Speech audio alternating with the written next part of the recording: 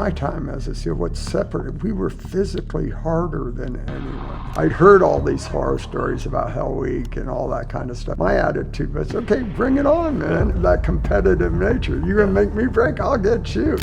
My first deployment was as an OIC, and then I went from there to SEAL Team 6, and then from there out to Japan, then to Philippines. I was doing the planning for Panama. I stood up and ran a task force in Bosnia. So I was always deployed, so to speak.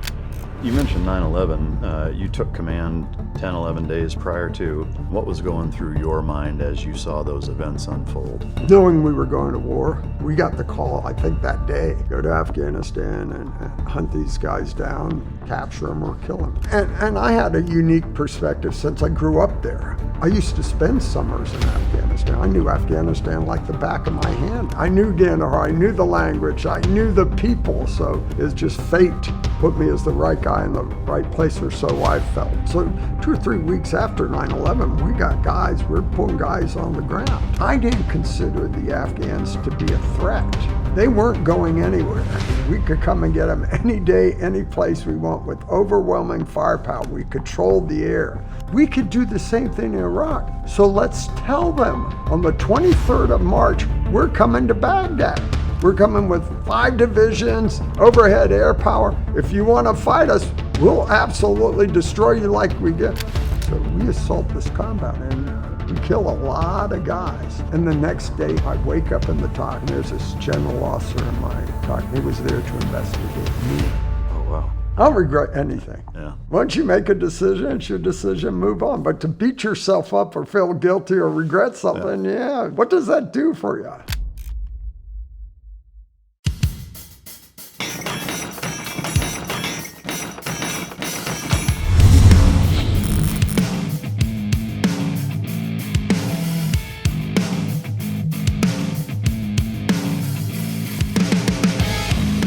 Ladies and gentlemen, as always, it's both an honor and a pleasure to welcome my next guest to the podcast. He's a former Navy SEAL Vice Admiral. He was the Deputy Commander of the U.S. Central Command. Extensive combat experience all across the Middle East. He's the CEO for Lockheed Martin Middle East and the Executive VP for Shield AI, which we had Brandon Singh on the show last year. He's in the top 10 on the Forbes list for most influential CEOs of the Middle East, and he's the author of The Gouge, How to Be Smarter Than the Situation You Are In. He's also the guy that's known for turning down a Trump appointment. Ladies and gentlemen, welcome to the stage, and let me say it's an absolute honor to welcome the commanding officer of SEAL Team 3 the day that I checked into the command, Vice Admiral Bob Harward. Thanks, Mike. Did we PT that day when you showed up? Yeah, so that's what I wanted to lead off with. There's 2 very poignant memories I have of you, which is the day that I met you, which was me being a 19-year-old checking into SEAL Team 3, and you were our CO. And you took all of the new guys that were just checking in on a conditioning run. My math and memory serves correct. You were 41, I think, about at the time. I was 19, and you crushed all of us. And I just remember thinking, like, this is the CO of SEAL Team 3, and none of us can keep up with him. Like, how is this going to go? You know, and if you had told me then that almost 30 years later I'd have the opportunity to sit down with you and interview you on the show, I wouldn't have believed it. And to say that it's surreal and an absolute honor to be able to sit here with you is a woeful understatement. So thank you for coming. Well, Mike, thank you. Very kind of you. And anything for one of my shipmates. I appreciate it. But you know, that day, you know, that's what always, in my time as a SEAL, what separated, we were physically harder than anyone. Yeah. And we always pushed each other to be harder. Is so much of what our culture and our identity was. Absolutely. I remember like the run, swim, runs and the team PTs every morning were just, I mean, it was a rat race every time, you know. I mean, to the point where guys are tying guys' shoes together and throwing them during the swims and hiding fins and just the shit talking and competitive nature at that time. But it carried over.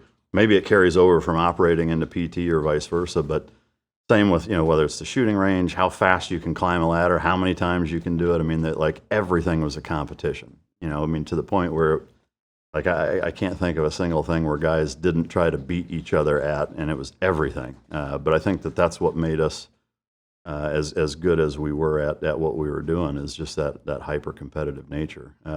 Was it that way when you first came in? Yeah, always, Yeah, always. always. It was the culture.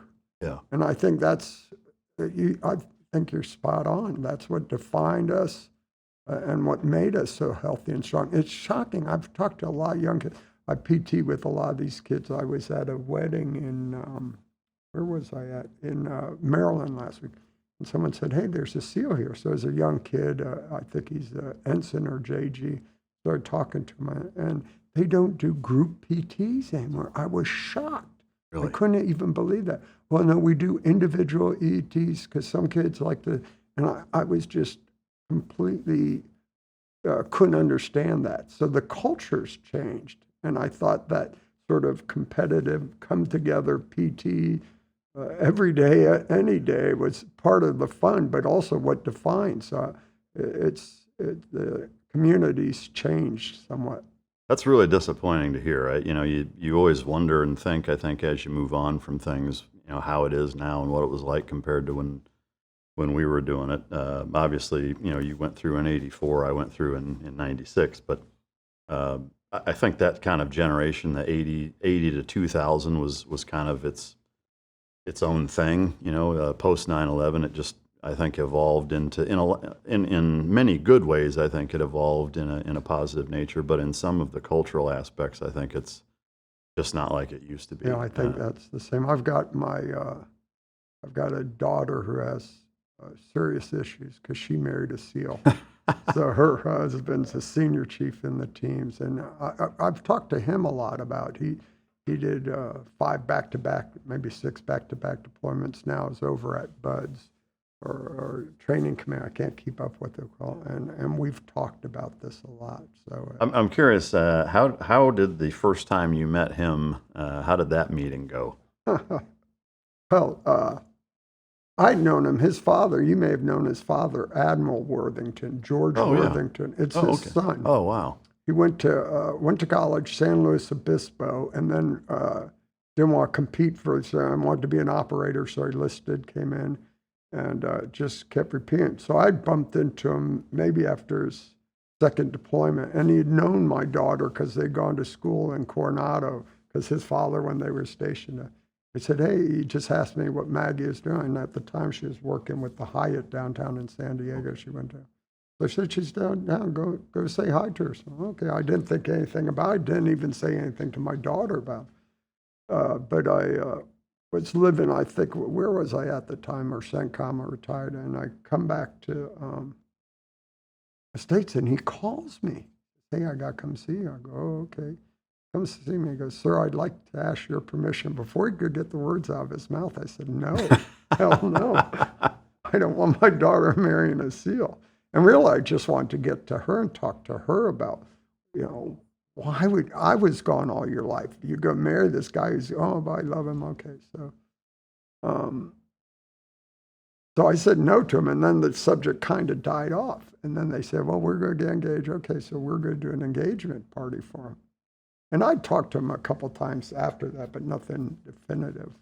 I think my daughter was running the train at that point. And so we had this engagement party, and her purse falls off the table, and her stuff falls out. I'm picking it up, and there was a military ID card. I stood up right there, you son of a bitch. So they had eloped. Oh, wow. And his father witnessed the eloption, so all of the family knew except me. Yeah. So there's still some tension there, but he's a big dude. Yeah. So, but I can take him, but we haven't gone to that stage yet. But he's a wonderful dad, 2 great grandkids, and they've been in San Diego their whole tour. Wow, so. Yeah, that's amazing. Hey guys, I want to take a minute to tell you about the Mic Drop Patreon, where you can get the real mic drop experience the way it's meant to be seen. You get completely uncensored, unfiltered, and uncut episodes with nothing held back, just raw, real conversations directly from me to you, without YouTube censorship. Plus, you'll see it days before anyone else, with early premieres and exclusive bonus content that you won't find anywhere else. You get behind-the-scenes access to the show, including pre- and post-show footage, with me and the guest both in studio and on location, depending on what the guest is into and what we have going on. On top of that, we've got tons of Patreon-only perks, mic drop swag, access to exclusive merch, and the chance to submit your questions to be asked at the end of every episode. You'll also get a sneak peek at our upcoming guests, so you'll know who's in the studio weeks before anyone else. We're constantly releasing new features and dropping new content based on what you want to see. For our top tier members, you get the same Mic Drop Challenge coin that all of my guests receive from the upcoming show, which will never ever be for sale. We've got quarterly merch that's sent out directly to you, a monthly Zoom call with me where we talk about whatever you guys want to talk about, and an active group chat where we all shoot the shit on a daily basis. All of that for just a few bucks a month to support the show. Right now, we're also offering a 10% discount off an annual subscription, which means that you get more than a free month. I want to say thank you to everyone who has already signed up. Your support means that we get to keep bringing you the content that you love. So if you haven't yet, hit the link in the description or go to patreon.com/micdrop and join the team. I'll see you guys in there. Thank you. When hunting isn't about hunting at all, Team Dog features comprehensive and customizable meal plans with dry and raw food options to meet your dog's unique nutritional needs, including digestive sensitivities, allergies, or selective eating. Did you know combining 75% dry food with 25% raw food delivers robust, nutrient-dense meals for your dog? Be your dog's hero with Team Dog.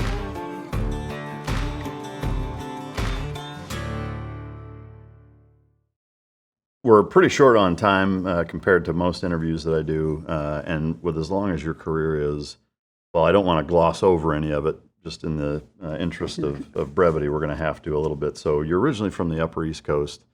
I'm curious, what your childhood was like, and was there a pivotal moment or a catalyst that made you decide, A, you wanted to join the military, and B, be a frogman?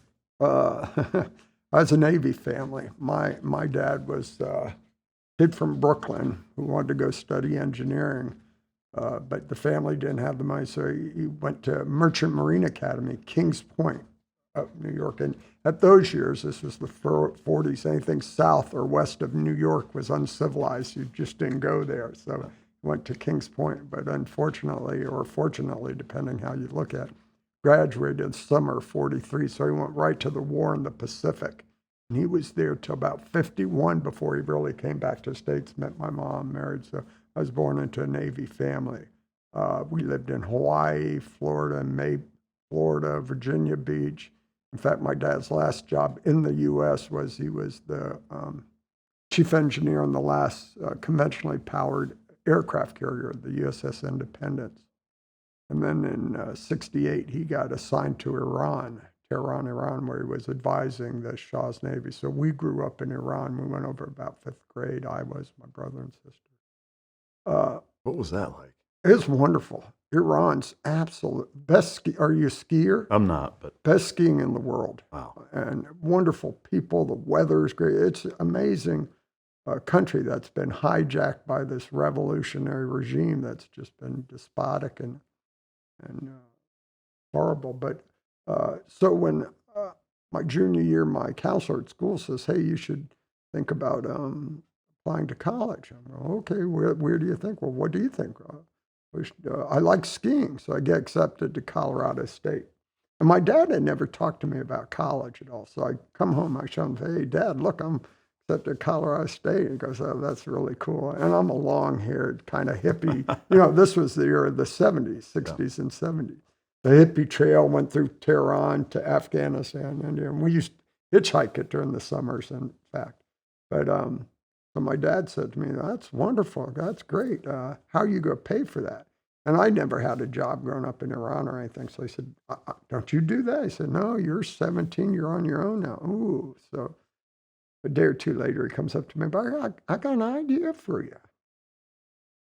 You join the Navy, I can get you into school, and they're going to pay you to go to school." I'm a long-haired kid, and this was the height of protests against Vietnam, 72, 73. No one's going in the military. And my dad saying, "But look, I'll get you enlisted in you. I can get you could go to this Naval Academy prep school." My dad had taught engineering at the Naval Academy when we were young kids. And if you don't like it for a year, you could get out and get your GI Bill and go back, grow your hair back, and go be a ski bum.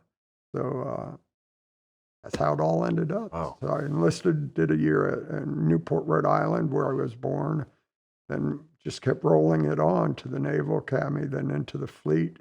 Did 4 years in the fleet, because at that time, Naval Academy would not let you go into the SEAL community. The Navy was really off-ramping SEALs. They didn't want to pay for them. They didn't really need them after Vietnam having been created in Vietnam. The war's over. What do we need them for? So it wasn't a viable career path. Now, I think we were under, I want to say about 1,500 SEALs in all in those years, and only few 06s, not very much. And then I lateral transferred. But back to the point, grew up in a Navy family. But the tipping point was really, I'm at the Naval Academy, and we had a post-Vietnam leadership colonel who was telling us, hey, I got this SEAL buddy, I want him to come and meet you all. And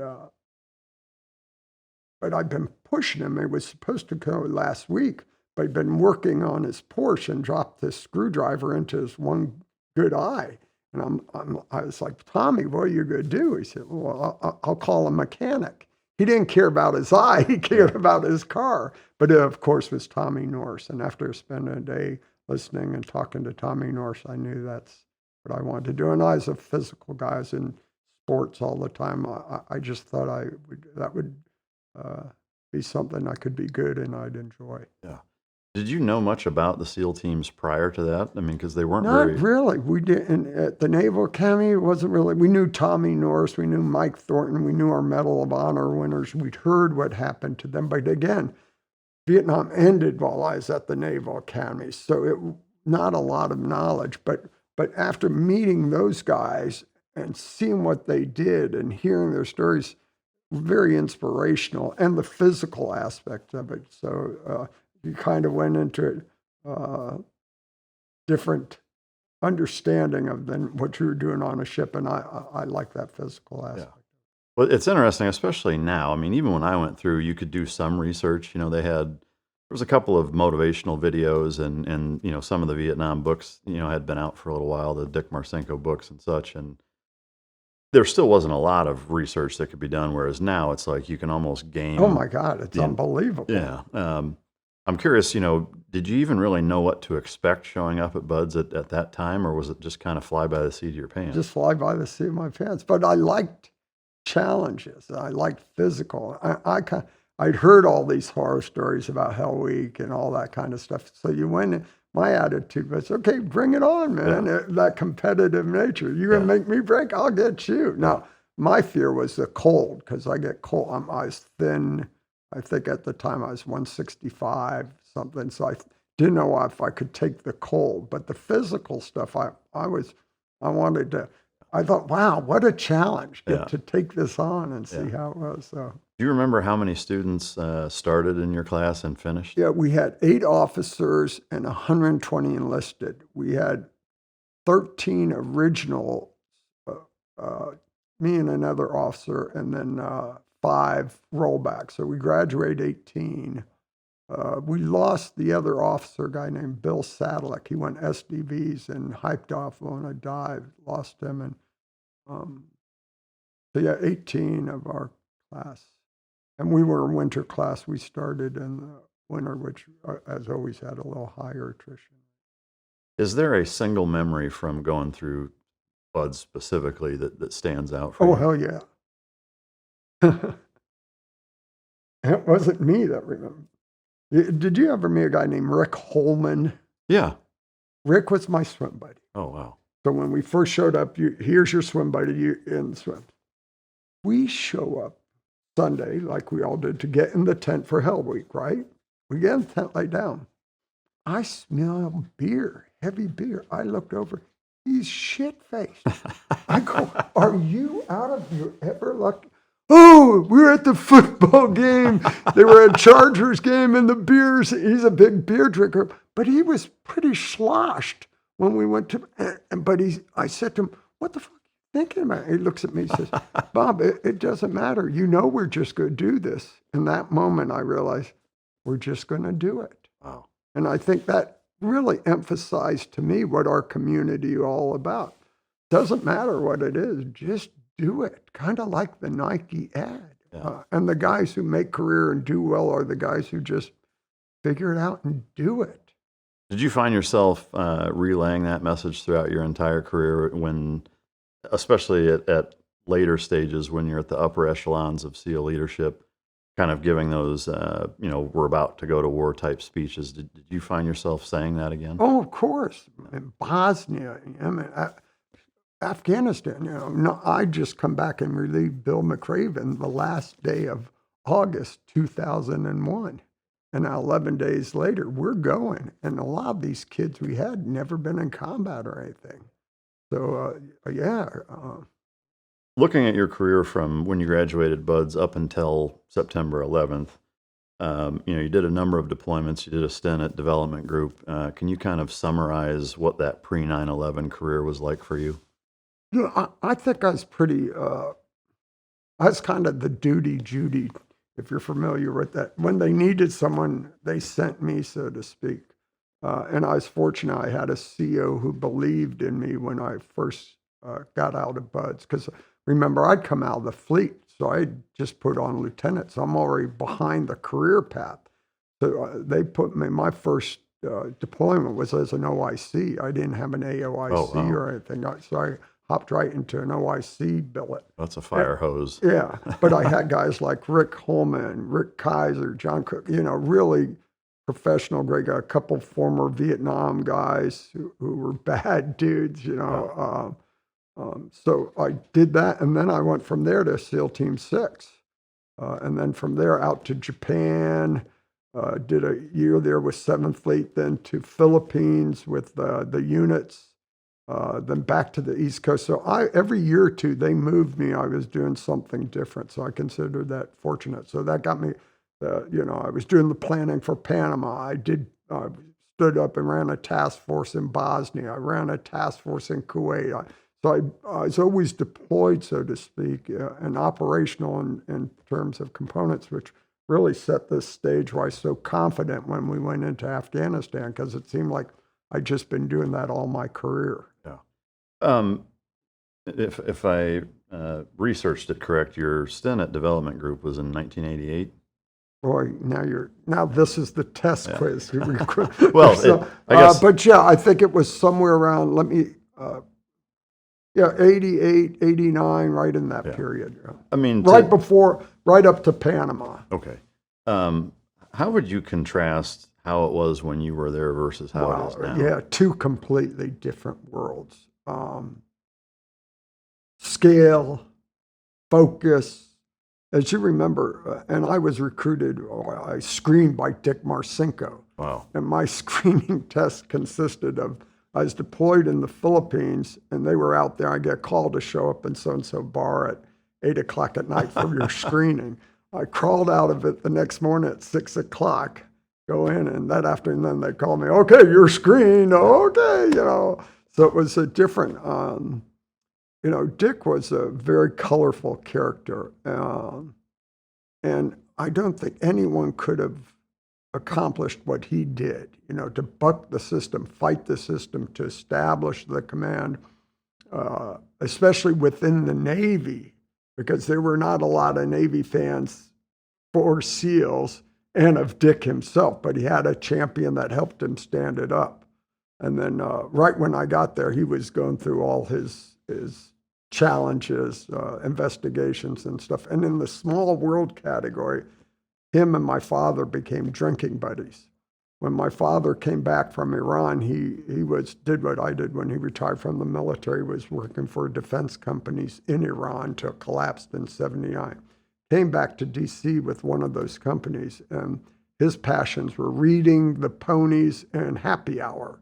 So he'd be at Charlestown, watch Belmont on the ponies on weekend, read vociferously, but like the happy hour. So there was have you ever been to Fort Myers? Oh, yeah. Okay. If in the O Club, there's a little bar down in the bottom. Him and Dick Marcinko would have drink there. Oh, wow. And my father was not a big fan of me going into the SEALs, because I did 4 years on a ship. I ended up being navigator. My career was going pretty good. And when I lateral transfer, he called me and said, I never did think you're too bright. I just didn't think you're this dumb. There's no future in that SEAL shit. I said, fuck it, Dad. I'm going to do it. It'll be fun. But it wasn't until he met Dick and was having drinks and hanging out with Dick when Dick was kind of locked down in D.C. that he called me one day and said, hey, this SEAL thing may be okay. It may play out okay for you. Okay, Dad, thanks, man. But so you went through that period of his leadership. And then you had some leaders who were not as comfortable in that environment, bucking the system, fighting for what the command needed. But they're still good guys. Murphy, what was his first name? Rick Woolard, John Santos.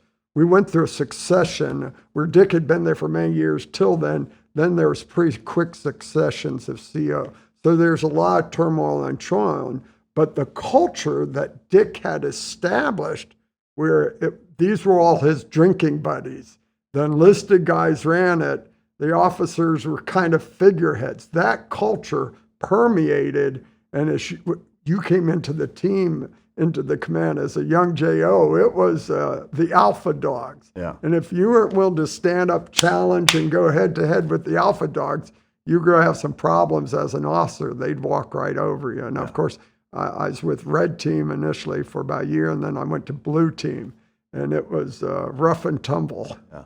Well, so back then, what was the primary focus compared to what it is now? It's still CT, but primarily the Achille Lauro.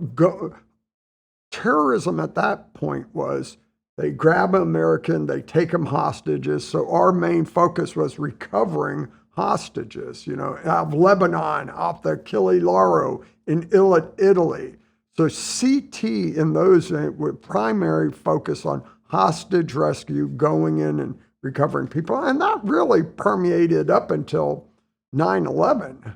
9/11 changed all that. Now we're inside the fight. And to this day, that wasn't really a counterterrorism fight. It was more radical, violent, extremist Islam we were fighting. I think that fight is still alive today. So the CT has become much more expansive, a much wider range of responsibilities and missions.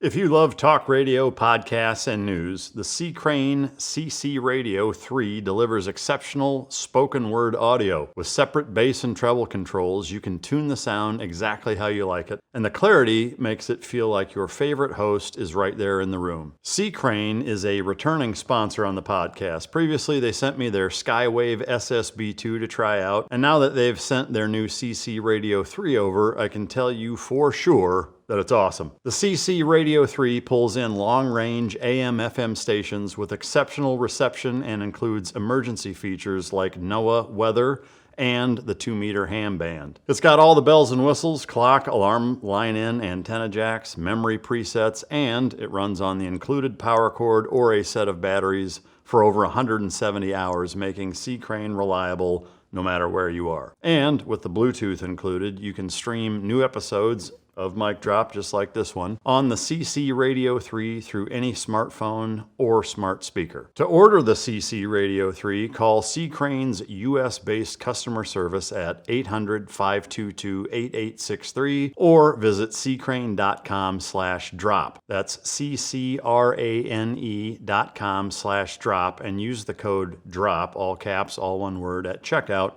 for 10% off orders over $75. Guys, as you know, I work with a number of different products. One that's easily the most near and dear to my heart from a cause standpoint and a personal relation standpoint is Bubs Naturals. The hat on the coffee table sitting right in front of me belonged to Glenn Doherty. It was a John Deere hat that I gave him. He had it when he tragically passed in Benghazi.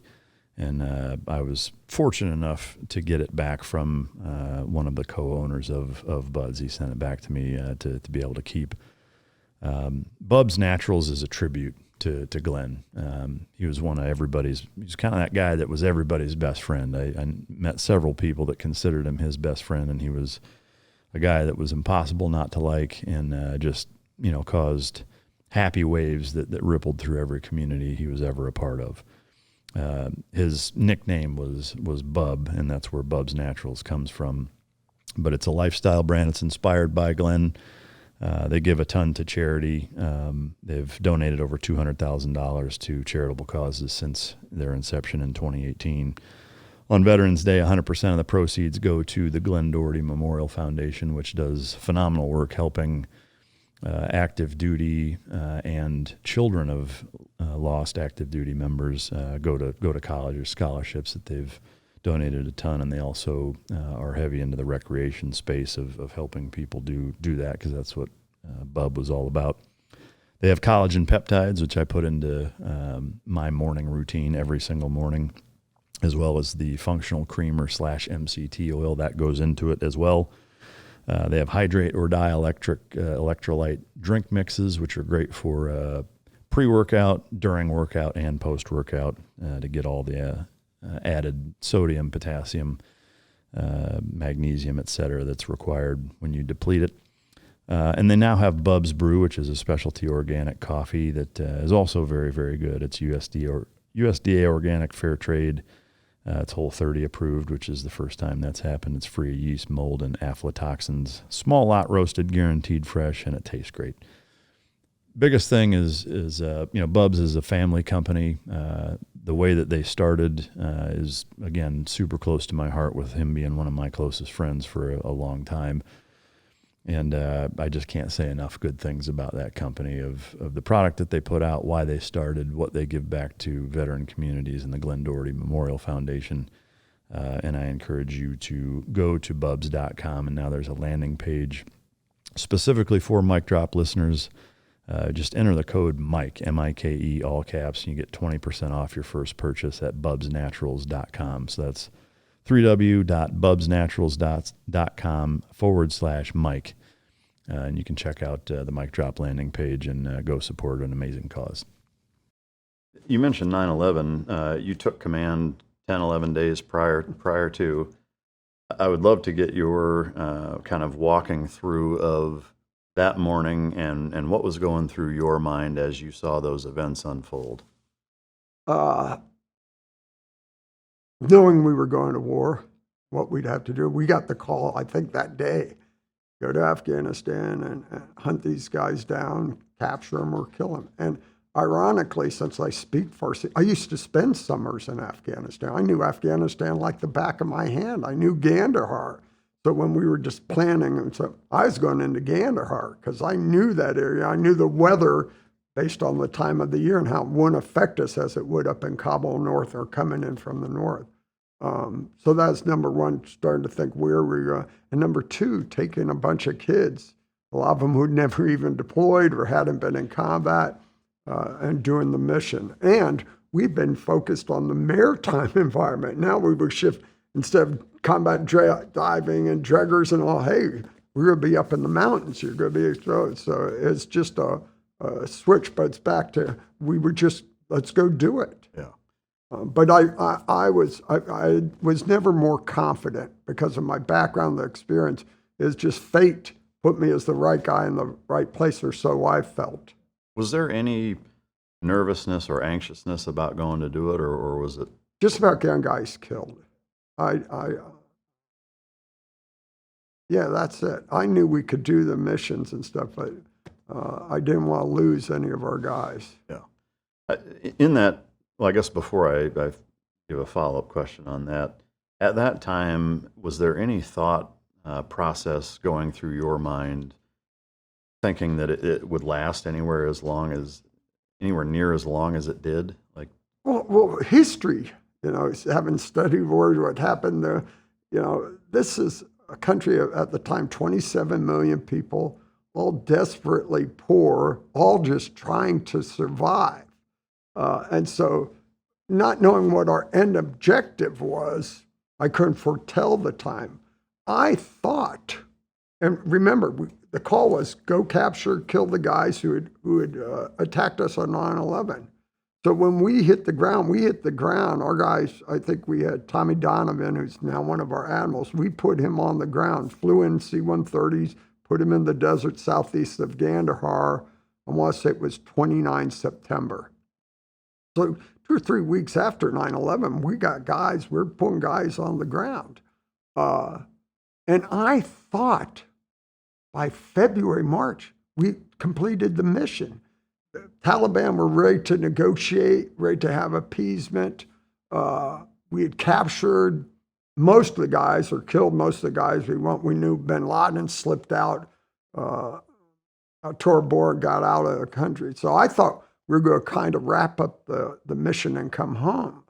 But then they started bringing in a lot more people and forces, big army. I'm going, ooh, we're going to be here a long time. And here's an interesting tidbit. And the reason why I think we were and should still be there per se. And this happened when President Bush came to meet with all the leadership one of his last days when he was president. The event was, I forget the exact date, but he had come down, he and his father came down to Norfolk where we hosted him on the carrier for commissioning the USS Bush after his father. After that event, we got in helicopters and flew over to Little Creek, and he met with all the senior leaders. Cheney was there with us. I don't remember if Dr. Rice was with us, but we all met, and Bush said this. He said, look, my father fought a very ideological enemy, being the Japanese, but now they're one of our closest allies. And what that meant to me, in Bush's mind, we were going to do in the Middle East exactly what we had done in Asia and Europe. At the end of the war, we didn't bring people home. We left them there. We had forward bases and presence in Europe and Asia for 50, 60 years, not to fight an endless war, but to allow those countries to mature and develop. And I think the Western world is what it is today because of that strategy. So I think his strategy and that led into the invasion of Iraq, but having bases in Afghanistan, Iraq, Oman, Qatar, UAE, and Kuwait for the next 40 or 50 years would have allowed the region to develop and not be suppressed by radical Islam and those things. I think that strategy would have worked. So I think that's why we were there so long. That all changed, of course, when we saw the change in administrations. The Obama regime came in, and one of their first policy decisions was we're going to pivot to the Pacific. And what that really meant, we're leaving the Middle East. So I think the strategy would have worked if it had been consistent, but that goes back to I didn't understand why we were there. And so that I was surprised the length, but I think understandably so because of the strategy. So if that was done towards the end of his presidency, when he met with you guys, and when he told us all that, I want to say it was October, November, before he changed administrations. So from 9/11 until then, was the understanding, at least from where you were at and kind of at that level in military leadership, was there kind of an unknown as to why we're still there and what the objective is? Because it seems to be a recurring theme with, having so many people that I've interviewed that have been there at all different levels. Nobody really had a grasp or a full understanding of what it meant to win and kind of the arc understanding of why we were there. Yeah, I think that's true. I don't think the administration articulated that clearly. So I think that's a very true statement.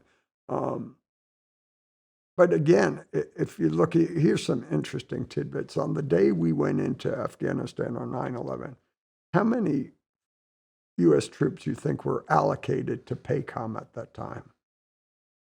Like the Guam contingent and everything? All the PACOM theater of operations, how many troops did the Pacific commander have allocated for him to move and use within the region? I guess it would be 7,000 to 10,000. 350,000 troops between Guam, Okinawa, Yokosuka, Hawaii, because those, and even West Coast. And when I say allocated, the PACOM commander could take those troops, move and do whatever he wants without talking to the Secretary of Defense. They had about 350,000 allocated. In Europe, it was about 250,000. in CENTCOM, it was 12,000. So you could see the emphasis up to that point wasn't there. At the height of the war in Iraq and Afghanistan, I think we got up to about 280,000, but we never changed the numbers from the other two theaters. And that's why it was such a strain on the services, because they had to pony up more people to be deployed, which really was, as they say, was great. But again, I think, and again, it's hard for me. It was a war, but not like any other war we'd had. We controlled the air. We had dining halls. We had chows. There was only safety danger when you went out in the field. And after the whole 14 years, I think we had a total of about 6,000 or 6,100 fatalities over the entire war. That's unbelievable. So, we lost more than that in suicides every year, car accidents, anything else. So, but the presence, that U.S. presence in that region and the places, defined what the world was and where the West was going. Now, when you pull that out, now it's we've lost a lot of trust and confidence from others. And so calling them a war was challenging. It was forward presence for the influence and to encourage and support these countries to develop outside of the sphere of hostile influence. It's easy to look back and kind of armchair quarterback, that 20-year span, specifically in Afghanistan. But I am curious, it's rare that I have the opportunity to ask somebody who's been in your shoes and position at that level, these types of questions. Within your kind of circle of influence, from a leadership standpoint, is that something that you guys ever talked about, like behind closed doors, like, hey, what the fuck is the goal here? Was there frustrations, and was that ever brought up? Well, and it's also different stages of the conflict. And 9/11, we had the support of the world, our allies. That day I called, one of the taskings I got, hey, get the coalition to come with you. Okay, so I called my SAS buddies, my SVS, and they all came. So when we went in, we had a coalition. We had 7, 8 countries with us. I think we had one Turkish officer, but we'll still give that country credit. But we had the Brits, we had the Australians, we had the Kiwis, we had the Germans. Everyone came with us. So at that first stage it is very clear what we're going to get the guys who came after our 9/11. That extension started being questioned. But remember, it was the next year. Now we're into Iraq. So again, we basically, I think we went out the door a day or two after 9/11, at least Lilliford, CENTCOM, then into Bahrain, get the boys together, then into Oman, then into the country, And so that was happening, boom, boom, boom, boom, boom. And then we got guys on the ground in Afghanistan 18 days after 9/11. So that happened very quickly. And I think we came back the following August or I don't remember exactly. So we get to come back Coronado. We kind of flushed out one people and get another group. And now we go up to Kuwait, preparing in case we go into Afghanistan. And we were there, I must say, in September, training and rehearsal, and don't go into the following March. But now it's a whole different game. Afghanistan is still out there, but now we're invading Iraq, and we didn't know we were going to invade until the 21st of March. It's all prep, staging, getting everything in, and then General Franks calls and says, okay, we're going on the 23rd, do your last checks, off we go. So now that we're in Iraq, that context, okay, then that vision, this is much bigger than just getting the guys who got us in 9/11. We're going to reshape, we're going to have a focus, we're going to allow the Middle East to evolve like Asia and Europe, pro-West, capital markets, leveraging their oil with the world economy.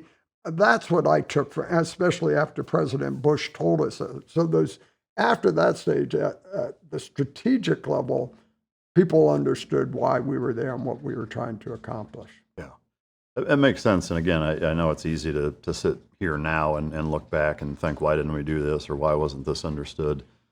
I am curious, from from an intelligence standpoint, knowing, now and frankly, not long after 9/11, that the overwhelming majority of the hijackers were actually Saudi nationals. Was that something that was ever discussed in terms of being in Afghanistan? And No. never.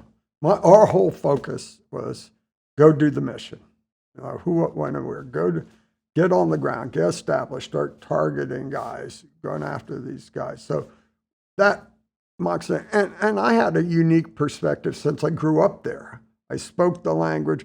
Look, everyone in Afghanistan's always had a gun. That doesn't mean they want to kill you. Sure, it's just the way of life. Kind of like the U.S. Everyone Especially has Texas. There's a lot of similarities there. But they were more just struggling to survive day in, day out. That's a much different issue than when we went into Iraq, so to speak. So how we fought those wars in our perspective, especially from I didn't consider the Afghans to be a threat. We could they weren't going anywhere. We could come and get them any day, any place we want with overwhelming firepower. We controlled the air. I thought we fought it a little too guardedly in that regard and took some risks we didn't need to take. But that's still viewpoint. But now with Iraq and the large presence we had in both countries, you had a lot of different players in their vision, how they're going to fight their force. The Army model is different than the Navy model, different than the Marine model. That played out over all those years, so to speak. I will definitely get into Iraq real heavy because I was there, we were there together essentially. But before we do that, again, looking back at Afghanistan as kind of a collective experience, what would you have done different? Like if you could wave a magic wand and you're running the entire campaign shy of the withdrawal, which we'll definitely get into, but would you have done things vastly different in that? Without a doubt, especially on collateral damage. We self-imposed limits on how we fought that did no good. ROE. Sure, well, ROE to some extent, but other stuff as well. There's a great book called, and this is no different in Afghanistan. We became too attuned to the Karzais, the Afghan leadership. That was okay, but we still, we spilled our blood. We should have fought that war, trying to appease those leadership, but much more forcefully than I think we did. So yeah, I would emphasize a stronger war fighting and a much more unconventional instead of the standard conventional approach that we had leveraged in Vietnam unsuccessfully. So I would have, in fact, I wrote a book, I didn't publish it when I was at RAND, when I did a fellowship at RAND. I thought it should have been a special operations campaign, not a conventional campaign in Afghanistan, without a doubt. You would have had less conventional forces? I would have made the Special Operations Command the lead component and had they drive the campaign plan. That has never been done before.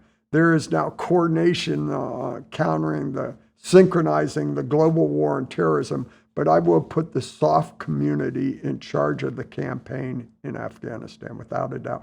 We were at the initial stages, and then Big Army, right when we were going after Tor Bor, you saw this in Tor Bor.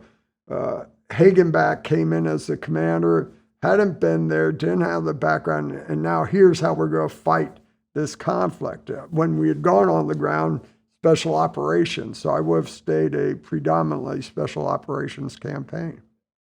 In the kind of taking the gloves off, if I'm reading that right, is there a specific example or examples of what that would have looked like had you had the autonomy to decide whatever?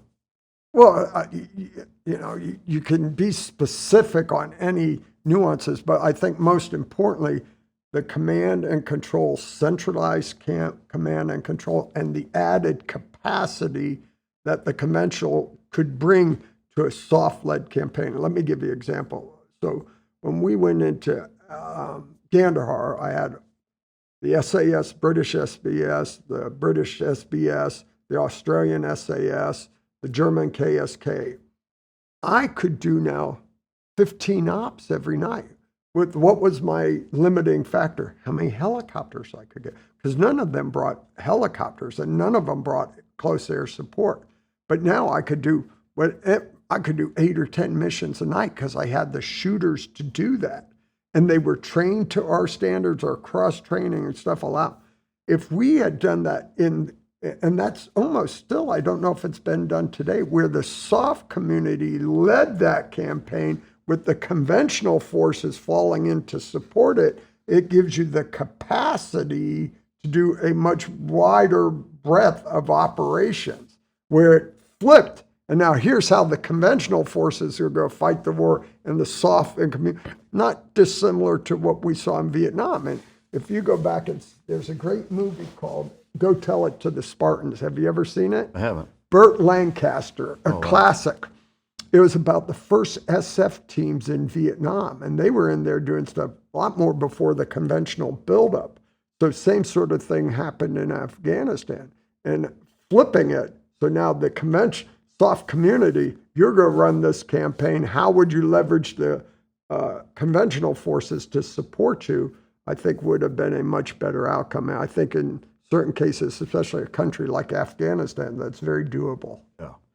So for something like that to happen, who would ultimately make that decision? Secretary of Defense. Okay. So he could say, this is how it's going to do, make it happen. The Joint Chiefs of Staff, the Army, Air Force, they're going to go ballistic over that. The small community, 50,000 people are going to lead the campaign. Yeah. They're more conventional. They're more warfighter. They have more experience. So yes, but politically, I don't know if any, and no one knew this.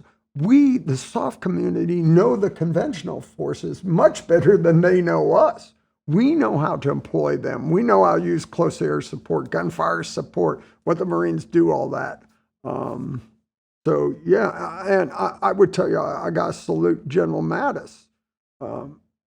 He and I met 2 weeks before 9/11. Never met the guy before. His boss, a guy named, now I forget, was the 3rd Marine Division, and he called me because we'd been buddies in PACOM together. I'd moved from Hawaii back to take command.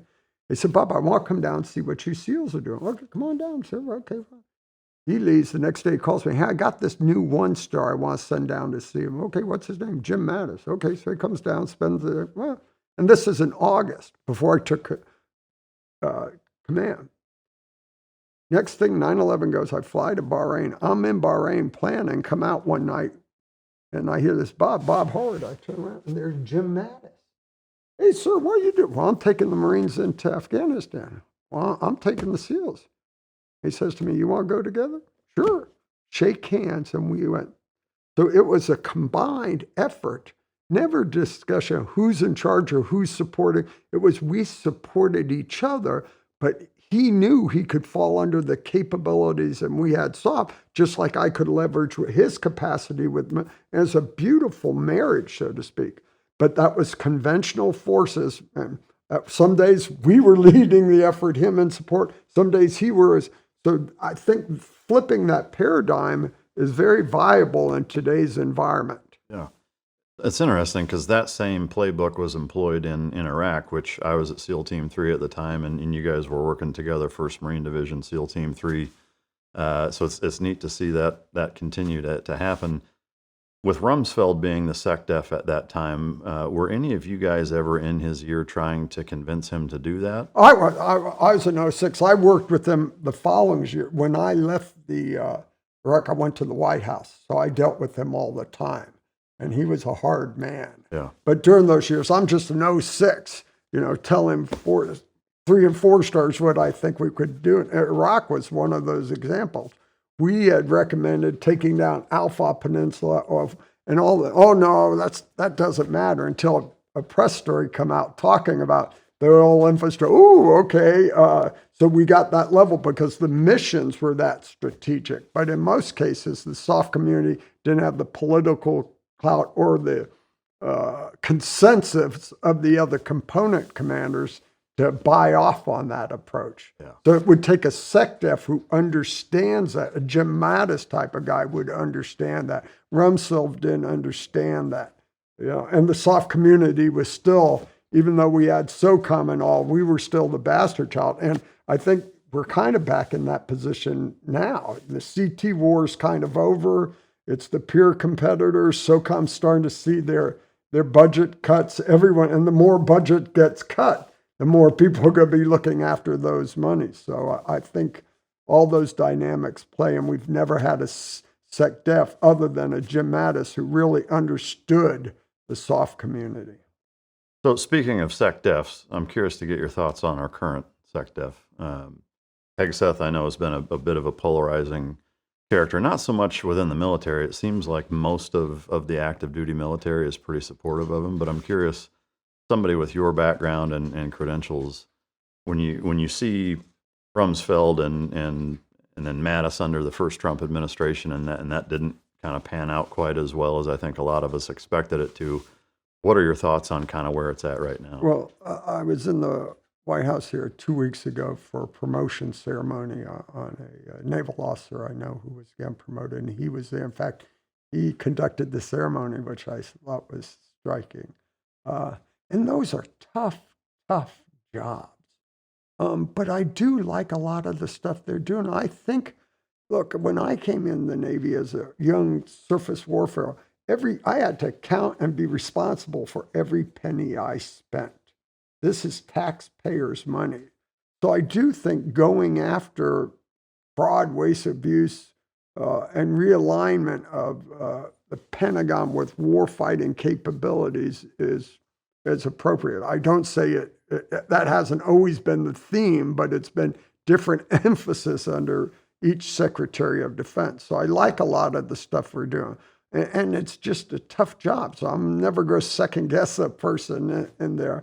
And a lot of people would question his experience. But again, I don't know him well enough. I haven't seen that impact inside the organization. So I wouldn't be the guy to ask about. But I do think in today's, we've got to be focused like a laser beam on warfighting capabilities and leveraging every dollar to the best use we can. And the acquisition program, I love what I'm hearing about this. Let's streamline it, make it more like SOCOM, make the dollars waste some of these programs. It makes me think of a guy like Jim Mattis, who one of his first 4 jobs, he was the commander, Joint Forces Command. Have you ever heard of that? I've heard of it. It was the command experimentation, looking after the joint initiative and stuff. And he went in there and saw the amount of money and stuff and the ineffective, and he stood down the command for those same sort of purposes. I think they're doing that same sort of insightful now. Is the money we're putting into any of these programs giving us the results?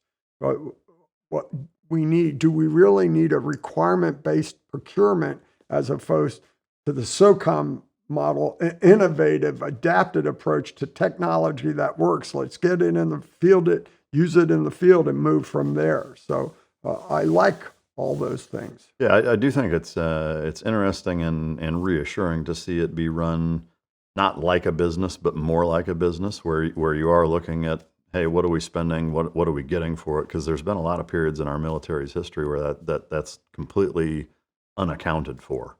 I couldn't agree with you more. And government at large. Well, Yeah. we $34 trillion in I think it's close to 37 now. we're going to spend more money on interest than we will on defense. That's tragic, and that's abysmal. So if all these efforts get us a balanced budget, get the deficit declining, we're all going to win from that. And that's a national security concern. In that same vein, do you look at the whole signal controversy of the messages that were passed over that as being, somebody who's been in that position where you're making those types of calls and interacting with the president and saying, hey, it's time to go and whatever, it going down that way? Do you view that as a misstep? Well, security and compromising our operations is always the highest possible priority.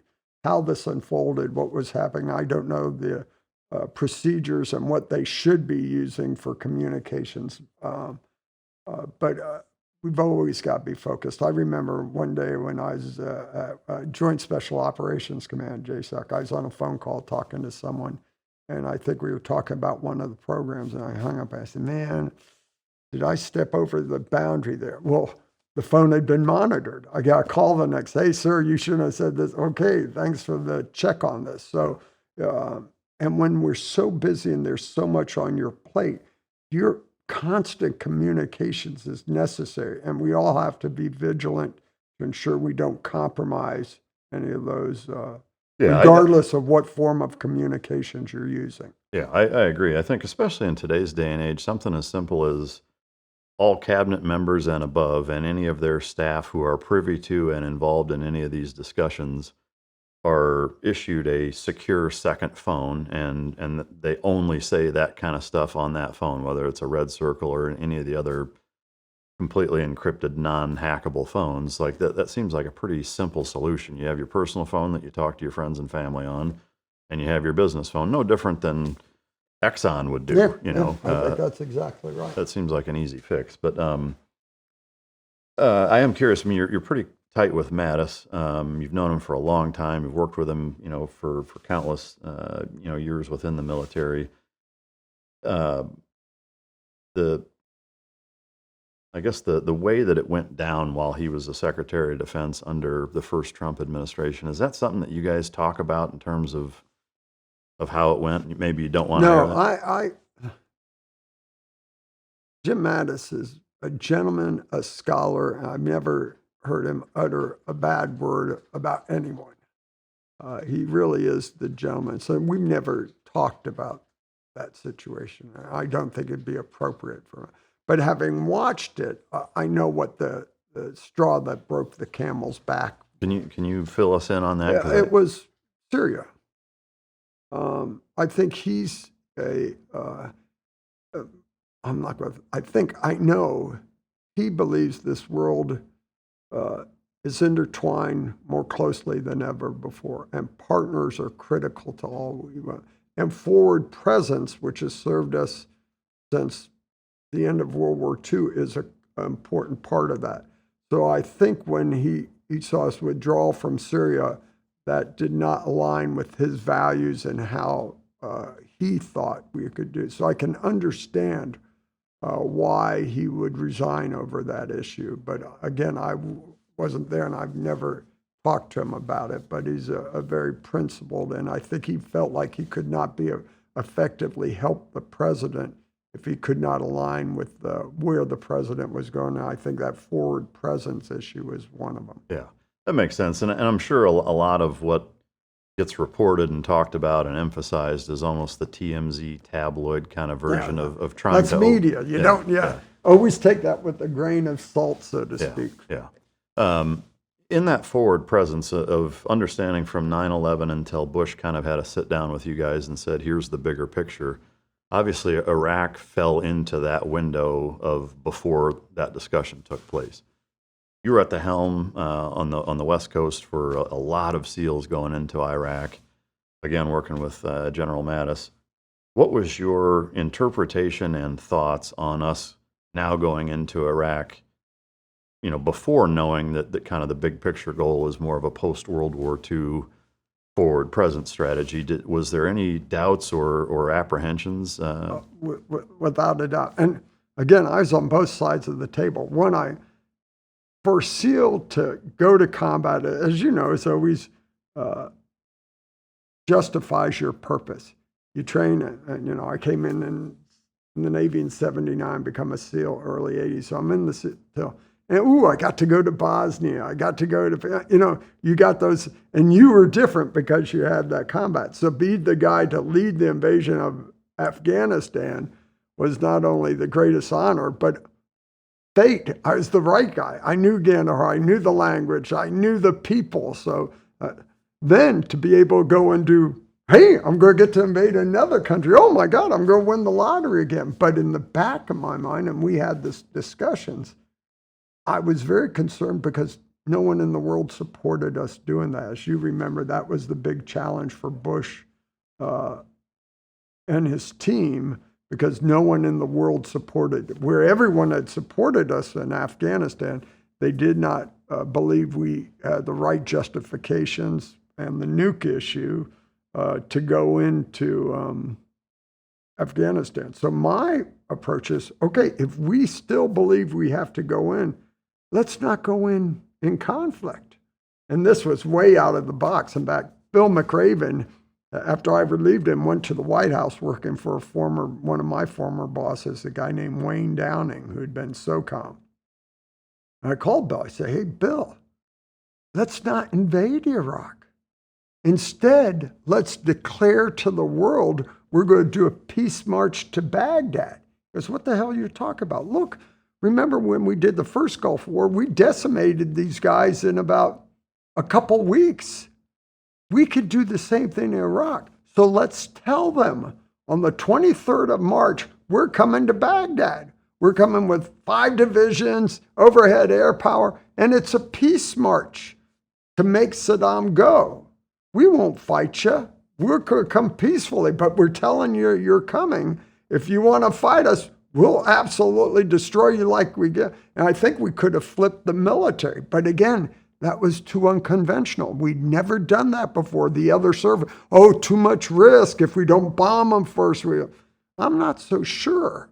We probably would have left their army intact. It would have been a whole different story. So we still live with that legacy, which erodes our trust and confidence in our government and others by coming under what some contend was a false pretense of nuclear weapons and development of nuclear weapons. In fact, Colin Powell, God rest his soul, he took that one where he was the guy who, I'm not so sure of this, but he supported the administration, went with it. But I think there was a better way to do it than the way we did. But irregardless of that, you're seeing now, Iraq's turning a very interesting right now, evolving. So again, these things take decades to play out. It's fascinating hearing, what was in your mind at that time as somebody who was in their early 20s, sled dog in a SEAL platoon. Again, like it's surreal for me to be able to talk to you about this, many years later. But I'm curious, when you're in that leadership role, where an entire coast of SEALs are looking at you as, the guy at the helm, is there any thought process or reconciliation when you have doubts or you're thinking, man, I don't know if this is the right way? Obviously, from a confidence and inspiration standpoint of the troops, like you can't second guess that, but is that something that you struggle with or ever? Without a doubt, Mike. Yeah, because that would be we hard. all do, don't we? Yeah. It's like talking to your kids, like, hey, this is the right thing to do, even though if I don't know if it is. But it's like displaying a certain level of confidence and assuredness and stoicism to make sure that all the people who are listening to you and taking orders from you, going in, putting their lives on the line, trust that you're doing the right thing. How do you reconcile that? Yeah, great question. Kind of like going to Bud's. I can do this, but the back of your mind, I hope I can do it. I think my approach on that, what I was concerned about, our guys. I had no doubts we could do the mission. So in 2 different venues. When we went into Afghanistan, a lot of those guys had never been in Bosnia, Panama. We had some guys, so we did. So we want to make it very clear to them. So we made the guidance. As you're in the field every day as the E4, E5, here's what I need you to do. Number 1, we're going to do every mission. That's what we've been training for. We're going to execute. We're going to go accomplish the mission. So go plan it right, get the resources, we'll do it right. Number 2, I'm taking all of you home. I can't afford to lose any of you. I've invested too much time. I need you. If you're in a situation, you're overpowered, or you think, run away. They ain't going anywhere. We're going to come back and get them tomorrow. Don't worry about it. But I need all of you because we're going to be doing this for a long time. And then number 3, do the right thing. Don't kill civilians. Don't make sure. let them take the first shot. We're operating at night. You got night visions. You could see. We had a lot of times guys shooting us. We knew it wasn't effective fire. So, and that guidance was simple and clear, and everybody could understand it. Going into Iraq was a little different scenario because we were going over large military forces. The threat level came up a lot. So we had to be smarter on how we planned and stuff. But I wrestled all the time with the biggest concern, getting someone killed. I'll never forget. Did you know Adam Curtis? Oh yeah, because he was the XO and then the CO while we were there. Yeah. So we had been planning and we had pushed the agenda for, the oil platforms at Alpha, the oil platforms, and yeah, because I was on that operation. Yeah, okay. So we get that call. Were you there the night we pulled everybody together? Say we're going on. Absolutely, okay. yeah. So we do that. Everybody breaks in. Wayne Downing was there that night. My former boss was in country. Say, hey, come over tonight. You may want to hear this. So he was there. He came back to my hooch an hour or so later and said, hey, sir, I think we're going to get slaughtered, because he's talking about the guy's helicopter in to Alpha. Were you on one of those helicopters? No, so the manifold metering station, or Alpha, was done by most of SEAL Team 3, and then Echo and Gulf with the Grom contingent. We did the oil platform, so we were on Maybot and Kayat. Yeah, I wasn't worried at all about Maybot. But Adam was going to be on the guys going into, so he comes to me and knocks on the door and says, hey, boss, me and the guys think we're going to get slaughtered. They're going to hear that helicopter. They're going to shoot us out of the sky. And I go, boy, Adam, I'm not so sure. I think they're isolated on that peninsula. They may do a shot. But this isn't, and I've been at Mogadishu, We didn't know they had RPGs in Mogadishu. That was a whole different gig, But if you think you're really going to be slaughtered, you come back and tell me, and I'll tell Franks and tell them we can't do this mission. Now we're going to look like idiots, because we've been planning this for 5 months, and now the night before we go, and we're going to tell them too high risk, but you go back and say. So Adam came back and said, sir, we still don't agree with you, but we're going to do the mission. He leaves. I immediately projectile vomit. Oh. Now I'm scared as hell. I'm going to get all these guys killed because of how I assess the mission. And you know about Adam's background, right? Yeah, in Panama. Yeah, the whole reason we went into Panama because of what happened to him and his wife.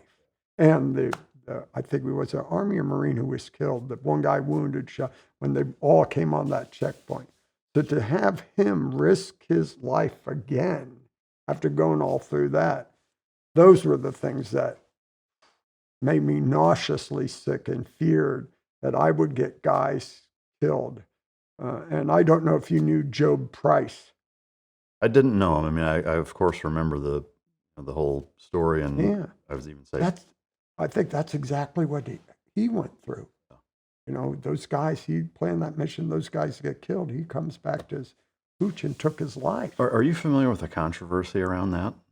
No. Because I've heard, and it's, of course, I mean, the whole thing isn't mainstream outside of our community, but even within our community, I've heard rumblings of that it wasn't suicide, that it was a botched, or not botched, but it was an assassination, that's not what happened, and that there's some controversy as to what actually happened. I don't know much about it. I've heard like whispers of it here and there, but I've heard, and he's Naval Academy guy, had been doing a tremendous job, well respected and all, and so I haven't heard any of that. Someone at one point I heard something about family life, but I think based on the timing of the guys losing his life and having experienced what I went through, Adam, that I could feel that. I could understand his thinking. I'm not sure if Adam Curtis and that helicopter had all been killed. I'm not so sure I wouldn't have been in that same place with Job. So I could relate to all of that, understand the pressures and the responsibility he felt with that, growing up in a culture from his leadership at the Naval Academy, you're responsible, accountable for your people, and then so I have to believe that's ground truth, not some other conspiracy theory, but I haven't heard any of those details. I'm really glad that you brought that up, because as somebody who was a young buck, E5, it wasn't my first platoon, but there's a disparity between the guys in your role and leadership and kind of that paternal, I want to bring everybody home, and none of this is worth losing a single one of our guys. On our side, there's a, hey, this is the whole reason we joined, and, training our whole young adult lives to do this. Let us take the gloves off and let's go kick some ass. How do you manage that? Well, those are two different things. I want to unleash the dogs of war. I want you. But goddamn it, how much money have I invested in training and educating you? In fact, never before in our history have we spent as much money training and educating. And the whole objective is to kill the enemy, not our guys. Yeah. So if you're losing your guys, you're doing something wrong. And this is one of my challenges. And I went through this when we did Hazargadam. Remember, when we went into Afghanistan, we were isolated on no press. And I think October, so some press guys start, but we didn't talk them. We kept them out of everything. And in fact, we had that incident where the Canadians had done a mission, and they captured some guy coming back. And their prime minister, the day before in a public forum, had said, prime minister or assistant prime minister, I forget, said there's no Canadian in Afghanistan. And then the next day, the press get a picture of these guys coming off the helicopter and he gets kind of tossed. But we had run a mission up in Hazargadam where General Frank said we were getting our tasking directly from the CENTCOM commander in a VTC in the morning. And he said, hey, I want you guys to go up, observe this compound. We're getting reports of this. Okay, so we had it all planned out. Helicopters go take the guys out, fog or something, so they couldn't get in and delayed. And the next morning, VTC, Frank's was not a happy camp. God damn it, we're getting this again. I want guys up there, get them up there. Second night, helicopter couldn't find a place. And plus, most of our helicopters at that time couldn't get to altitude because they're so loaded with gear. In fact, our soft helicopters could only get to about 10,000, where the Marine 53s with the third engine could get up another 1,000 or 2 feet, a couple thousand feet higher, but they didn't really have NVGs at that time, so there were some trade-offs. But finally, after the second night, he says, okay, instead of watching, just go take down this compound. And we're like, sir, hey, this is going to be pretty hairy. We know there are a lot of guys who say, I don't care, take it down. Okay, so we assault this compound, and we kill a lot of guys. It was the 5th group, SF guys, who I had under my kid by the name of Joe Whalen, in fact. And the next day, I wake up in the talk, it may have been 40, and there's a general officer in my talk, I can't remember his name, an SF reserve flag officer. He was there to investigate me. Wow. And we hadn't lost any guys. We had killed a bunch of guys. And the allegations were the press was, we murdered them, we assassinated guys sleeping and all this kind of stuff. And they were going to kind of hang me out to dry. I'm calling people, hey, Bob, you got to go through this process. But what I was happy about, well, yeah, we should have accountability for killing. Now, the enemy, not as much, but if we lose a guy, would there have been the investigating officer there to investigate what had I done to cause or not cause this guy? And I didn't see that in the war. I think that's one of our gaps. The best accountability I ever saw for guys getting killed were the Marines. When they had that base penetrated where they blew up the Harrier and killed a couple guys because Taliban, they fired all the senior leadership in that round. So I was another testament to the Marines and the accountability when you lose your people and making sure we prevent that. So I can understand that thing. To end the story back to Hazargadam, so we called in the press and we took them up there to show it. And the allegation was we murdered their guys in their sleep. Oh, look where all the bullet holes are. Are they all chest high in these clay walls? Or are they, okay, well, why is this room where guys are tie tight? Because when we did the raid and we shoot a guy, you put him on the ground tie time so you can keep moving through. There were a plethora of buildings to clear here. You come back, they're dead, you leave them. If they're wounded, you take them out. But you want to minimize your time on target. So at the end, we got cleared and the investigation kind of fell out. But So I mean, I guess coming back to the decisions made in Iraq, obviously nobody has a crystal ball. At the end of every day, every decision you make is ultimately a judgment call as to, is this going to be safe, relatively speaking? I mean, have you planned it right? Yeah. And are you executing with the capabilities and what you can do? Yeah. And so I guess that's where I'm curious how you manage that thought process as the guy making those decisions when you've got a bunch of hungry young men who want to do the job. And that was collective brain trust. Who's the commander running that? Who's the boots on the ground? Who's your ops officer? I had an ops officer, Kerry Metz, very experienced. So collectively, when we get the mission assignment and we task it out, we do the brief backs. Have we captured? And the whole team's on that. Have we missed something? Are we looking at this right? So that planning cycle and collective with the brain trust who had the experience to do that, I think was our critical success. And sometimes you get in these cycles where guys say, hey, well, we've done that. We're just going to go do it. Ooh, stop just one moment. And you see some tactics, and procedures that was different. I remember when I was at JSOC, running the Afghanistan stuff, I go out with the boys one night and we fly into a valley, and I'm just stick back with the C2 patrol and just observe and watch. I was a 1-star at the time, I think. And we get off the helicopter. I'm old school. Start patrolling 5-10 minutes. I can't see crap. So I bring down my nogs to start watching.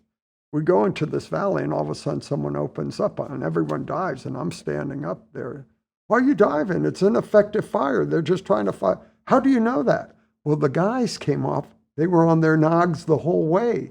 They had never tried to see what the ambient light was, so they didn't know the guys couldn't see us because the weather's so bad. So you see these nuances in tactics, techniques, and procedures, and when you collectively have the group planning, those things bubble up to the surface before you execute, hopefully. Yeah.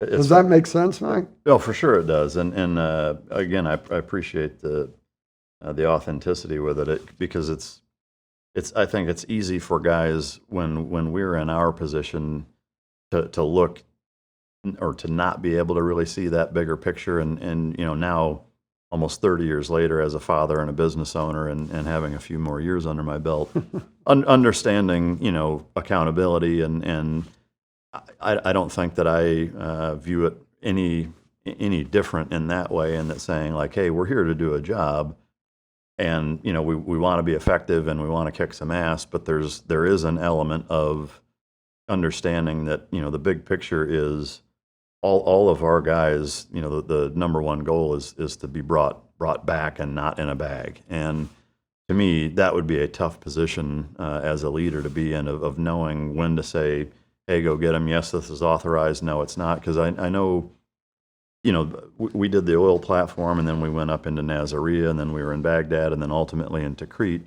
When we first sat down, I mentioned there were two very poignant memories I have of seeing you, I guess, during my active duty career. And the second one was in that initial I think it was the first day that we drove from Ali Salim up towards Nasiriyah, and it was. Were we in the Cadillac Escalades? No, I think. We were in Humvees. I guess I don't remember what you. I thought you were in a Humvee too, but it was the first time that we had stopped, and there was a fairly good sized mob that had kind of slowed us down, and you got out of the vehicle, and like it at the time, it didn't really register until I thought about it a little more. But there was just this like vibe and stoic nature about you that you got out and you had a bottle of water in your hand. It was like a 1 liter bottle. It was mostly full. You took a big swig, and it kind of reminded me of almost like Mufasa in Lion King, where he like stands. You just kind of stood there looking around and surveying everything, but very confident. And you actually handed the bottle of water to an Iraqi truck driver who, was like, "Oh God, thank you," and just starts downing it. But then you just walked off and kind of walked around like you owned the place. And to me, it was a very impactful moment because it was just like when I saw that, it kind of I can't speak for anybody else, but for me, it was kind of like when you see your dad handle something that's chaotic and you're unsure of what's going on, and how you handled it, like diffused kind of the anxiousness that I think most of us were experiencing. Again, at least for me, but it was just something I still remember to this day very vividly. It was such a simple thing. It's not like you're charging a machine gun nest, but it was just something that stood out, and something that I remember. I'm curious, from your standpoint, all these years later, like that initial push into it, how do you recall it, and how do you think it went compared to what you expected? Well, first off, I think it's back because I grew up in the region. I really understand their culture, the Persian. I think most Americans don't in that regard. And I also think because having the year in Afghanistan before during Iraq really just fine-tuned me. And we had a lot of those situations. I never remember the guys when we first took Kandahar. We'd been southeast at Rhino, living in this case. We couldn't drive directly northeast because it was the red desert. You couldn't get through. So we had to drive west and hit the Helmand River, go up to Lashkar, and then come down the ring road into Kandahar. And I remember a few things. We kind of got a little lost at the time before we hit Lashkar, and there's a campfire. So we pull up, and there's a couple Afghanis there. I say, hey, I want to get over to Helmand River. Are we going the right way? Because I speak Farsi. And they said, yeah, do you want one of us to go? So I walked up in the back door of my Humvee, and there's a guy, Air Force officer, PJ, who I know very well, good guy. I grab him, pull him out of the vehicle, and stick the Afghan, shut the door, and we start driving off. And he's like trying to stop other cars to jump back in to have this guy drive us. And then as we got up, drove up the Helmand River, go Lashkar, we come in a roadblock, all guarded, and we've got guns pointed at, so I could get out of the vehicle. But because I could speak, and because we have overwhelming firepower, I was comfortable in this. I didn't feel there was risk in that. That's a whole different risk if you come in shooting at each other. So I think that experience, I think that's one of the things that's hard for our young guys to appreciate experience and what it does. So I think examples like that can help reinforce it. But I think that, and I kind of kid you about 215 being a FNG, but there's still an iota of truth in that. I think in today where the internet and everyone gets information so readily, people discount or don't give experience the credence it deserves. And that's kind of what the book's about, the Gouge. Yeah. Learn from those guys who've done it. Don't recreate history. Help each other. And leaders need to proactively share that experience and inculcate it and that knowledge into their team to help them be successful. I appreciate you kind of going down that road about those types of experiences. And as one of the guys that was on the GoPlat, we worked with the Grom, which you commanded. For part, I always had a ton of respect and really liked working with those guys. But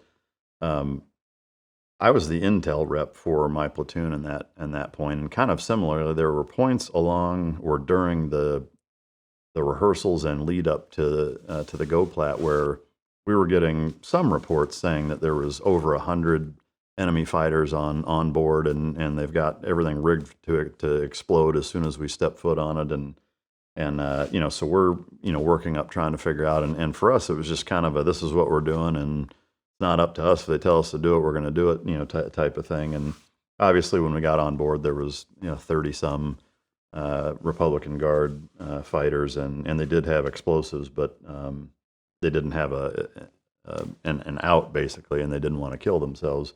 I think that mission, I think to this day still is the single largest special operations mission ever conducted, which is pretty neat to be a part of. As we went forward into Iraq and as time progressed, again, it's easy to sit back now and think this is what I would have done different, whatever. During our time there, did you find yourself having that thought process of this isn't how we should be doing this? Gone about this all wrong? Do you look at it as a mistake?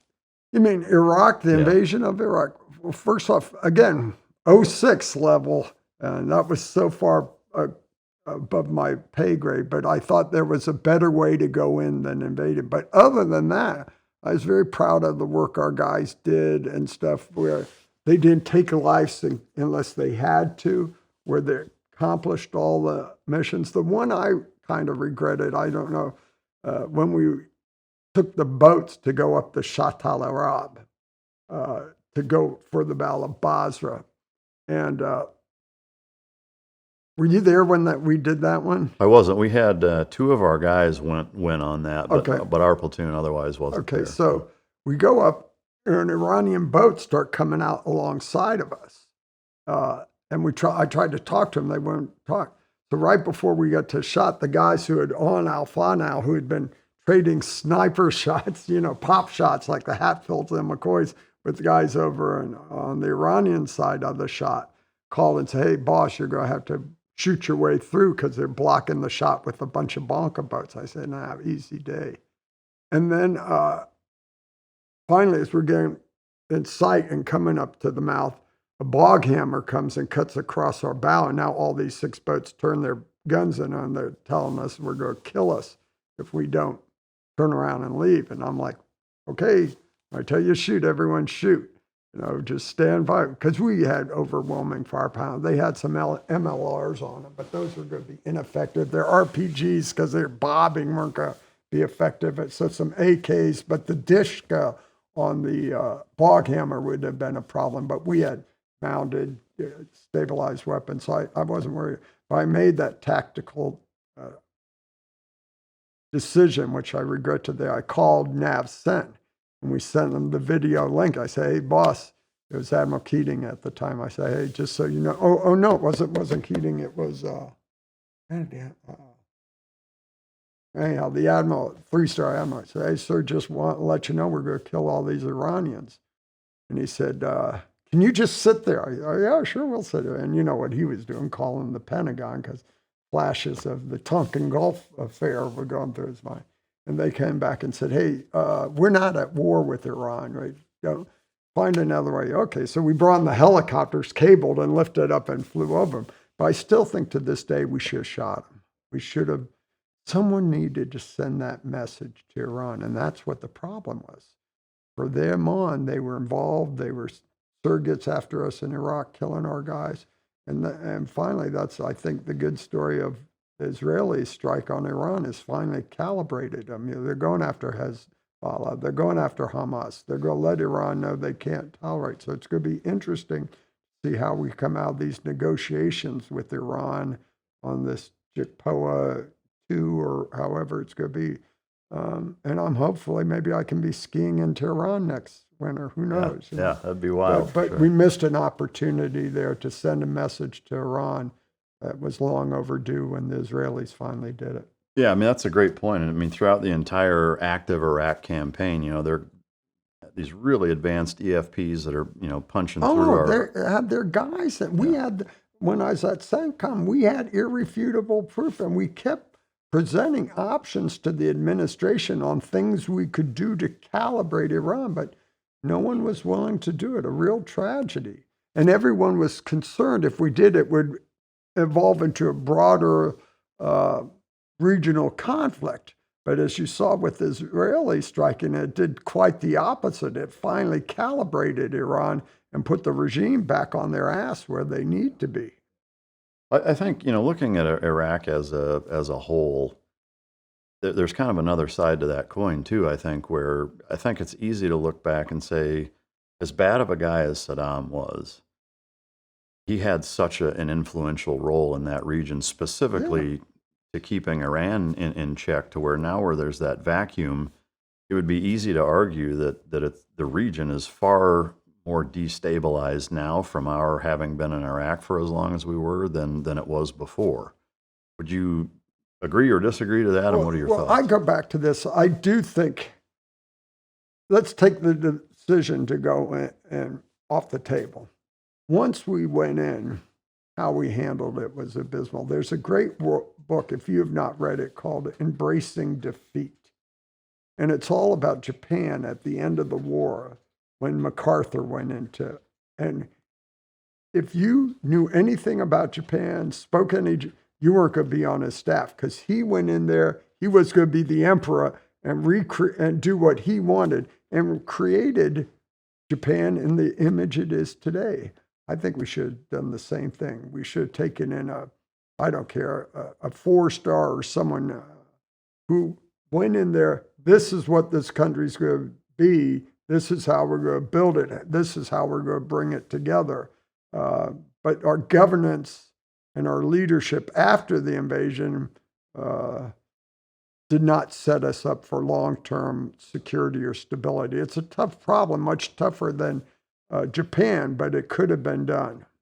Is there a single point of failure there, in your opinion? To Leadership. I mean, like a specific person, or is it a bunch Well, you can read a lot of books and everyone will point at Brennan, so to speak, but there's other players involved in that. Again, those were the administration choices installed, so that there's accountability across the table there.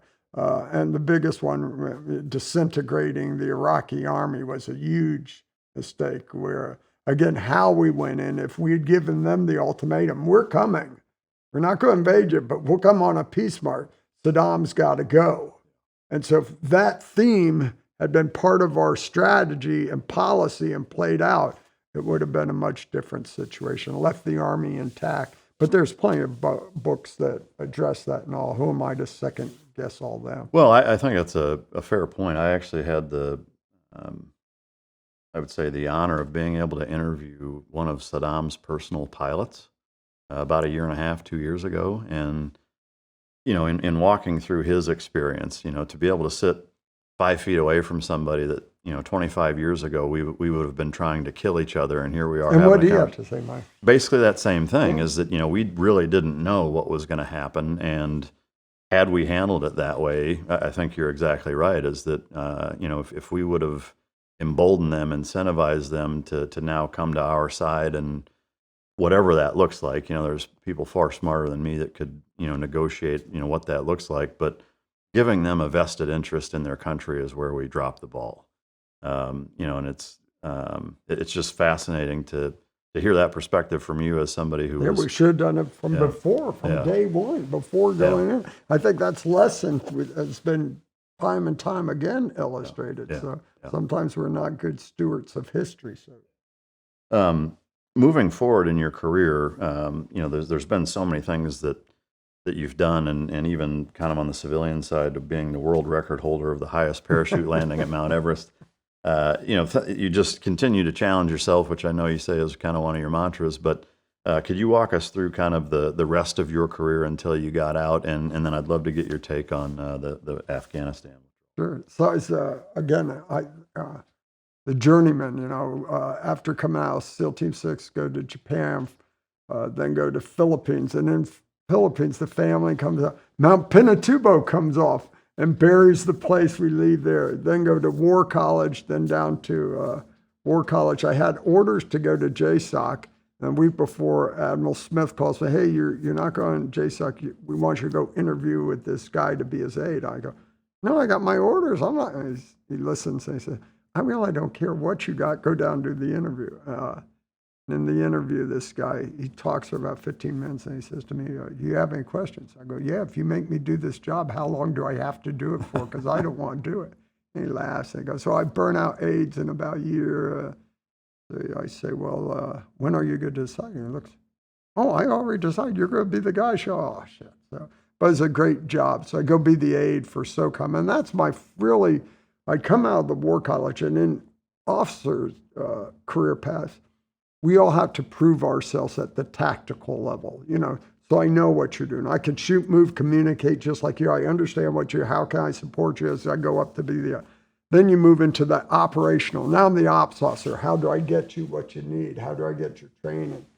But really, when you go to the War College, you're taking that shift. The Navy says, okay, you've proven yourself at the tactical level, and you're good at the now we're going to educate and invest at you at the strategic level. So you can really have a say in what, and then going down to be the aide for this 4-star illustrated to, I got firsthand knowledge. I'll tell you a great story that kind of illustrated it.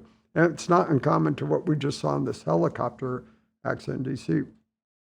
We would fly up from Tampa in the morning, do business all day and come back. So we'd fly around DC in a helicopter, go out to CIA, go down to Belvoir, go out to all the places, and then fly back so we could do that. It's a Sunday morning. My command center calls me and says, "Hey, Lieutenant Commander Harward, you got to come see this. This is not good." So I go in. It's the front page of the Washington Post accusing generals of misusing helicopters in the DC area. And the number one offender was Shally Kashvili, the chairman of the Joint Chiefs. And number two was my boss, Wayne Downing. So I call the boss on a Sunday. "Hey, boss, you got to see this." "Okay, come on." He reads it. And while he's reading, he's going, God damn it. He looks up at me and goes, "Bob, I won't beat this guy next year." And I'm like, "Oh, okay, sir." And he says to me, "Bob, look, we need to do this. If we don't do the helicopter, we're going to be in cars all day. We'll be up there 2 or 3 days when I need to." "Okay, sir." So we kept using it. Everyone else stopped using it. In fact, there used to be a little helicopter right outside the Pentagon where the 9/11 plane hit. And it used to have all the users' pictures on. They're all gone except my boss because we're still using it. So I thought, but this illustrated to me a man in his conviction. He thought and knew I was willing to stand by that, where a lot of guys don't do that. But we keep flying. About 2 or 3 weeks later, I'm opening the mail one morning. Here's a letter from Togo West, who's the Secretary of the Army, ordering my boss not to use the helicopters anymore. So I go into the office. "Hey, boss, you need to read this." And he's looking at me. I'm the lieutenant commander. He says, "Bob, who is this guy?" I'm like the dumb lieutenant commander. "Sir, it's Secretary of the Army." He looks at me. "No shit, Bob. It says that on. But what am I asking you?" And so this got me. "Well, sir, I don't know." He says, "I don't work for the Secretary of the Army. I work for the Secretary of Defense." He wads it up, throws it in the garbage, and keeps it. But that's where I got that. I learned it in school. Now I could see up close and personal how the strategic level of war and all the relationships and how you bid. So it's a great learning experience. Then I went back to the West Coast and commanded SEAL Team 3. Came out of that, had to burn a year, so I got fellowship at RAND.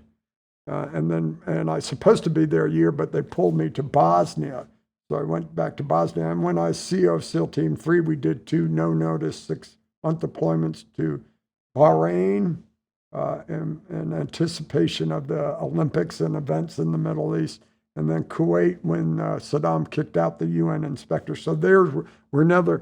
And then come out of that, I'm supposed to go to Iran. But no, I go to Bosnia for run a task force there. So there, in the matter of 2 years, I'm deployed almost the entire 2 years, running 3 different task forces in 3 different countries. So it gave me that experience of knowledge of how to do this.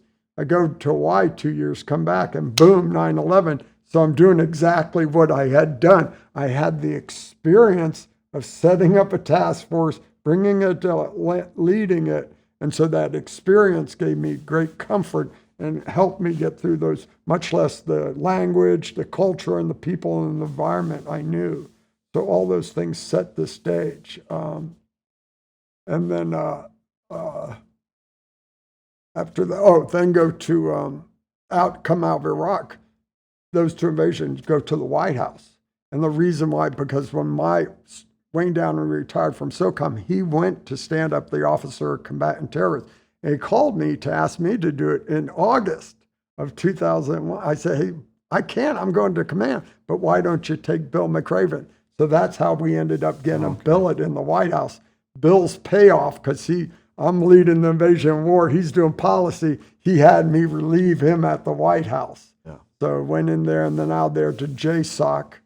And then from JSOC, GIFCOM, and then from GIFCOM back to Afghanistan for 2-year PCS move in Afghanistan.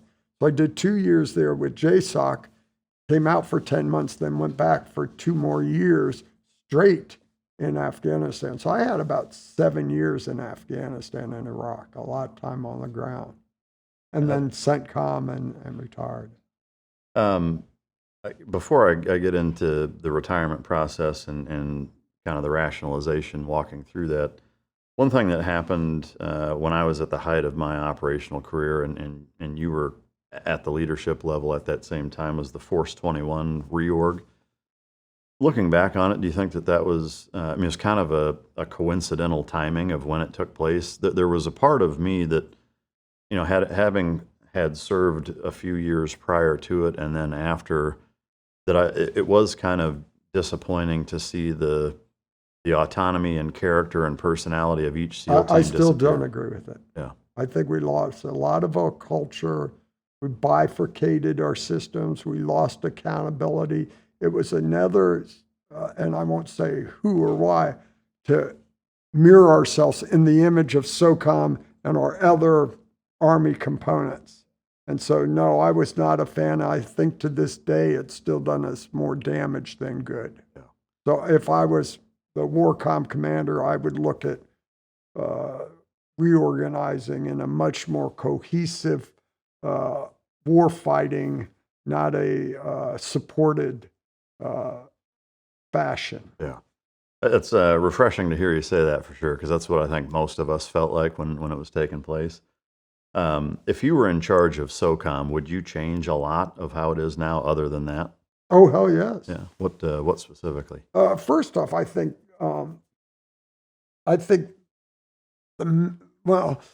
a clear understanding what the global war on terrorism means, I would shift off of that. I think that's basically dead.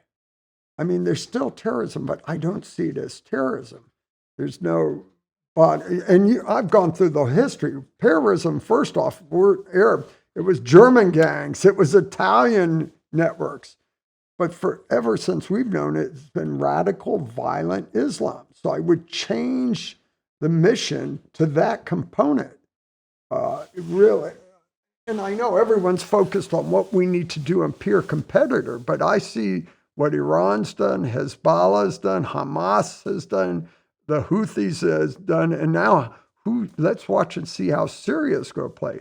Radical, authoritative, repressive Islam is counterterrorism, or at least it has been in that region. So I would reorient it and make that a priority for SOCOM. They still do stuff in peer competitor, but I think that threat dictates that mission set and make them the supported COCOM for that mission set. But one thing that doesn't get mentioned much, or gets very little attention, is the Southeast Asia component, the Southern Philippines, the Abu Sayyaf, the Moral Islamic Liberation Front guys. They're every bit as dangerous and motivated to do the same things that all the Middle Eastern Muslim terrorist agree networks. with you more. Why do you think there's such a disparity between what's focused on in the media in the Middle East and in South, and there's nothing talked about in South? Because of the threats. Yeah. China's such a large pending threat that just drives everyone, and it drives resources again. So you could still fight that battle. That's why I think, and we're still involved in that fight there. So I think it's purely resources and prioritization that does that. I would love to get your take on the Afghanistan withdrawal.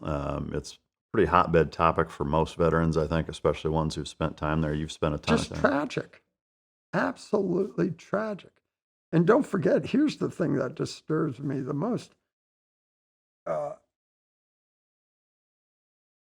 It's tough to talk about, but the same leadership that pulled us out of Iraq pulled us out of Afghanistan at both the most strategic level and then the man in uniform, so to speak. And neither one of them were handled well, especially Afghanistan. So I think, and I think we've laid the ground for that to be a long-term threat for years to come. So, and again, I don't want to say that's the endless war, but I think forward presence in Afghanistan paid huge dividends. And the number of casualties post have not been significant to call it the endless war, so to speak. So that's a tough one. But again, we can't do everything everywhere. But that's when I think everyone sees what we could have had and what it could have become. And without us, there's no opportunity there. Well, and I appreciate you saying that. And I think for a lot of veterans, the lack of accountability under Milley and Austin and that whole contingent of who was running the show then, I think, is extremely frustrating. Did you ever talk to Pete Vaisley? I haven't. Pete Vaisley was in the middle of all that. I haven't had the chance to talk to him again, but yeah, it's just tragic in every way possible. Do you have a relationship with either of those two guys? Well, I worked for General Austin when he came in, when I was the deputy for Jim Mattis for 2 years. When he left, Austin came in, so I was his deputy at CENTCOM for 6 months. Do you have a thought Just on? two different completely personalities, approaches, Marine Army culture, just two completely different. But again, tough jobs. But the withdrawal of Afghanistan remains almost as, if not worse tragedy than the withdrawal from Vietnam. Not for the policy-wise, but for execution. Right. One thing I'm curious to get your thoughts on, Trump requested you to serve as the National Security Advisor, and you turned it down. Well, I didn't turn it down. Oh, really? Here's what, no. Let's make it, it came up very quickly, called into the White House. I'm in the White House and he basically says to his staff to announce Flynn is out and Harward's the national surveyor. I said, Mr. President, can you give me 48 hours? You just pop this, give me 48 hours to think about this. And he says, well, you don't want to be, I didn't say that I need to think about this. And I was in a very unique position at the time. So I decided during that 48 hours that the timing was not right. So I said, Mr. President, I'm on your bench. I just can't do this right now. And so I wrote him a letter. It's in my book. It became public. Mr. President, I support what you're doing. I like your policies. I'm on your bench. I just can't do it right now. And as you've seen, he has a tendency to go, and that's a good year or so for people on the job. So I remain on the bench, but I never said no. Oh, okay. Those are two different things. Well, you could say it's no regard. Yeah. But again, a great honor, great privilege. I know I could have done it. I was very confident about doing the job. I was just at a very unique position where it was not beneficial to me at the time to do it. Did he contact you directly when you told him that, or did somebody else say, okay, well? No, we're in the White House. I'm in the map room. We're in the and we're all sitting here talking. And he turns to the staff, Mr. President, wait. Yeah. So I did not go back. I wrote the letter, sent it up to him and Steve Bannon. He says, the president's got him. Okay. They wanted me to come back up to go on the press and justify. I would have, but I had to fly that day to be back to a big show I was doing in the Middle East at the time, big IDEX show. So I had some commitments I needed. I mean, I guess the follow-up to that, was there any follow-up, or did they just ignore you after that, basically? Well, not ignore, they just didn't call me back. Yeah. But I went to the Republican National Convention this year. I see him.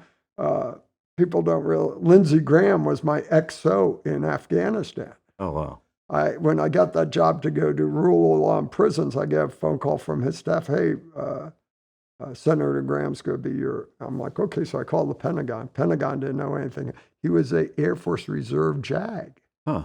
So he fit right into my task force. So he would come and do his reserve time with them. So I saw him in D.C. a couple of weeks ago. Oh, wow. Is that, I mean, looking back on it, is it something that you regret? I know we got about 15 minutes here, but is that something that you regret not? I don't regret anything. Yeah. Why regret does you no good. Once you make a decision, it's your decision, move on. But to beat yourself up or feel guilty or regret something, that doesn't, what does that do for you? Yeah, no, I hear you. And I said, they go through a lot of people. If they want me to serve, I'm willing to support the team. Yeah. What was your decision-making process deciding to leave the military and do what you're doing now? When you get to that level in the military, it happens very easily. they call you and say, we don't have another job for you. It's time to put in your papers. Oh, really? The day they did that, okay.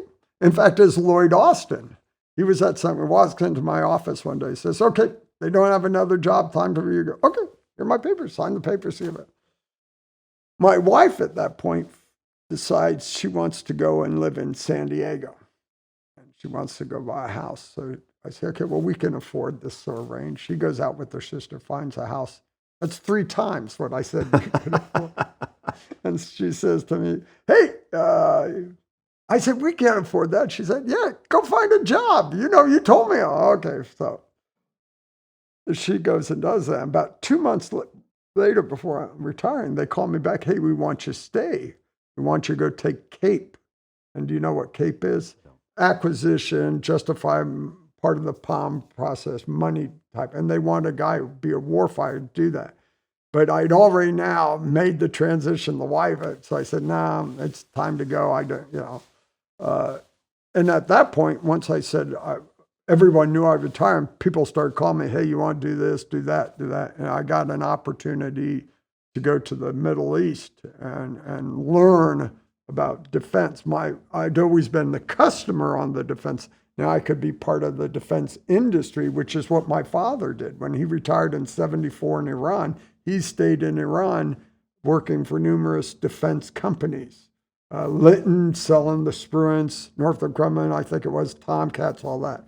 So Lockheed Martin said, hey, we want you to come and run our Middle East business. I said, well, okay, that sounds like a good, so it gave me, paid well. I would learn that side of the business, get a PhD in business, so to speak, on the job training. And I liked UAE. I liked the region. I'm very comfortable. UAE is one of the safest countries in the world. So it all just worked out for. So you live in Abu Dhabi now, right? That's where I just got off the plane from. Oh, wow. That's a long flight. Man. It was. I left yesterday at 4 o'clock out of Abu Dhabi. Oh, wow. I guess you guys moved from San Diego. I'm assuming your wife lives there? Or? She came with me, and then we had this thing called grandchildren. Oh, yeah. Once those came out, I became chopped liver. Yeah, I can imagine.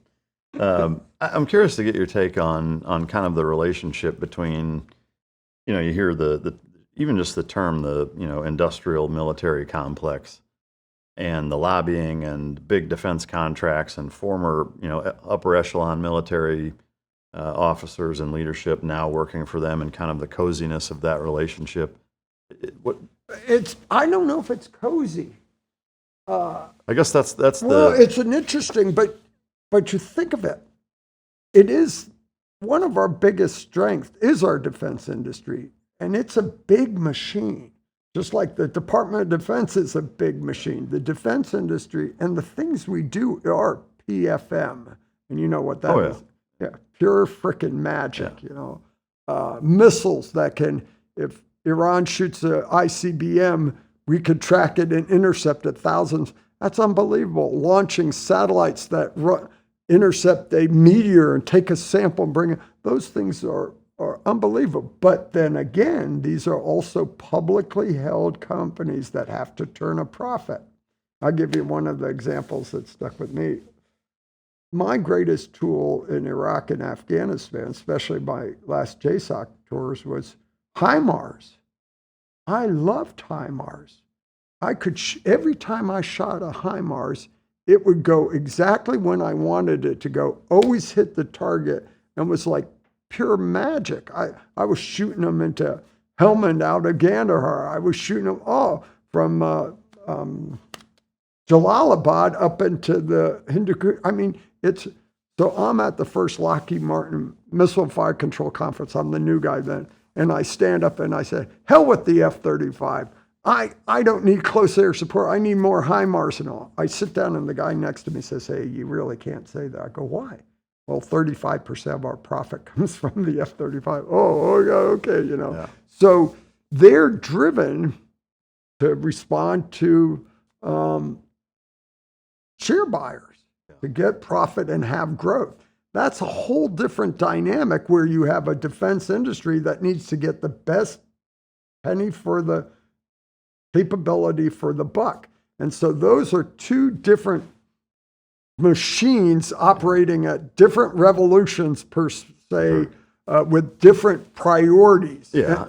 Well, yeah, not to interrupt. So I appreciate, you mentioned that, and I can certainly understand that as a business owner, at the end of the day, you have to make money. I think where there's maybe, I don't know if I would necessarily use the word skepticism, but there's this impression or perception from people not involved in that there's a relationship of people with a lot of influence that's still in the military that are now working for government contracting I think companies. that's true. I think there needs to be constant supervision, constant questioning, and constant justification. That your problem is, here's where your problem comes out. You get the guys who go into these companies, and they're guys who are there 20, 30 years, where you guys got guys in the military, a year or two in that job, then another year or two. So it's a very tough environment to ensure you're getting the best out of the best techniques, the best capabilities at the best dollar. But I would say, I applaud what this administration and Secretary Hegseth is going to look at all that, clean it up, make your procurement quicker, faster. Think of this. We went into Afghanistan, didn't have a predator. Agency had some predators. Over the next 15 years, how many hundreds of millions or billions of dollars went into those ISR platforms? Yeah. For what? To watch and maybe kill a few guys with a few tactical, maybe operational benefits. Where you see now Ukraine come in a matter of months for thousands of dollars, innovate and take drones to strategically alter the landscape against Russia. Those two models illustrate this flaw. Right. Why did we spend billions of dollars to watch and have tactical impact when a country came and innovated quicker, more effectively, and strategic impact? We've got to have more of that, and that highlights where it's wrong. We were in the position where we're at war, we're going to give everyone whatever they want. Oh, that's not a good answer. We want to give them what they need. What they want is problematic. The golden cruise box. Exactly. Well, so I guess that would lead me to think or ask, do you see a concern for the regular military and the taxpayer of having a thought and or a concern that if you have government officials, politicians from the House and above, who have vested interests in Northrop Grumman now advocating for war because it's going to make them money. So conflict of interest. So how do you prevent that? Well, that's where oversight, rules and regulations and policies have to be adhered to. Is that not kind of like asking the fox to audit the hen Well, house? but again, I'm in a high-tech company now. I got great lobbyist engineers, but they don't have the experience to shape and build the capabilities we want. They're doing it quicker, faster, and they come up with some brilliant concepts that are going to change the landscape, but fighting it through the system and process. So if you have experienced guys who've done that, maybe that helps us get her quicker, cheaper, and faster than we didn't have that.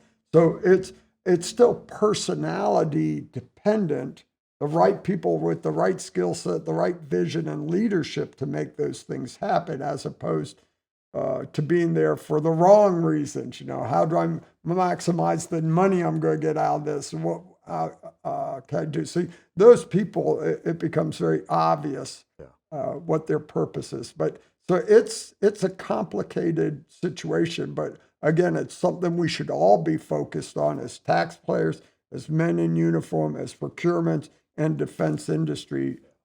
How in today's age and day where every dollar is so important, we've got to be smart and prudent mariners in applying those resources. Yeah, I agree, and I appreciate the explanation. Is there an office or a point of contact who is the most responsible for that oversight? Well, that's what they're going through right now. DOGE is, I guess. Before that, so nobody was keeping track? Or? Well, it was more bifurcated like that. Congress has a role. The Department of Defense, OSD, the Office of the Secretary, the Joint Staff Representative, the Office of, there's a lot of players in this thing. So that, I think that's part of what they're focused. How do we streamline this? How do we make it more effective? How do we get rid of some of this bureaucracy? And how do we really get single point of contacts for responsibility and accountability of those resources? Yeah, I mean, it's of course intriguing if you're looking at it from an outsider such as myself and saying, okay, well, the people who stand to benefit the most by us going to war because they have stock options in these companies that they're awarding contracts to, should we go to war, doesn't give you a ton of confidence that those people are going to be the same people who are going to hold themselves accountable. But I guess, moving forward, you're encouraged by what you're seeing this administration So far, do. yes. Yeah. Without a doubt. I think but what discourages me, it took how many years to get there? Yeah. Yeah. Yeah. That should be insistent. One of your bedrock principles, accountability and responsibility for each taxpayer's dollar. Sir, call me old-fashioned. I can't call you by your first name, but to say it's an honor to be able to sit down with you. I know we got to get you out of here. I do have a few Patreon questions that'll be real quick after we wrap up here, but it's just been an absolute pleasure, and I'm humbled by the fact that you would come spend time and let me interview you. It's been a real pleasure and one of the highlights of my entire show's career. So thank you for coming. Mike, just very kind of you, man. Ship me, man. And we're Yeah. brothers for life. You know that. Well, I appreciate it. I do have Oh, that's cool. Cool, man. the obvious challenge coin, and then in the box, thanks to John Johnson and Champion. You must Choice be Silver. proud of yourself. I wouldn't say so. I mean, I feel honored to be in this position to be able to do Oh, it. that's very cool. Yeah, so, and there's, I don't know if you noticed the detail, there's some tridents in Yeah, there. I'm in the seeing belt it right buckles now. And some blue stones, so belt buckle to commemorate your time on the show here. But, God bless you, Mike. well, thank you, sir. I can't thank you enough for coming. I wish you the best of luck and safe travels. I know you're headed to Nashville and doing some other stuff. I wish I had more time with you, but We'll do it again sometime, Yeah. Mike. Anything I can ever do to help you, let me know. I appreciate that very much. I try to help all. That's the Gouge. How do we look after each other? Making that part of your culture is important. Yeah, and the book, The Gouge, when did that come out? Yeah, it's been out about 4 months now. 4 months. 4 or 5 months. It's available everywhere. Yeah, it's on Amazon and all that. Yeah, great. I encourage you to check that out. To be able to condense the experience that you've had and leadership roles and just everything that you've learned in your entire illustrious career put into one book is truly remarkable and valuable. Short read, Yeah. easy read. Even better, right? Yeah, I'm sure it is. Thank you again. I appreciate it. Thank you, Mike. To the listener and viewer, I hope you enjoyed it. Again, this is a huge honor for me to be able to do this. I hope you enjoyed it. If you didn't, you can choke yourself. Until next time, this is Mic Drop.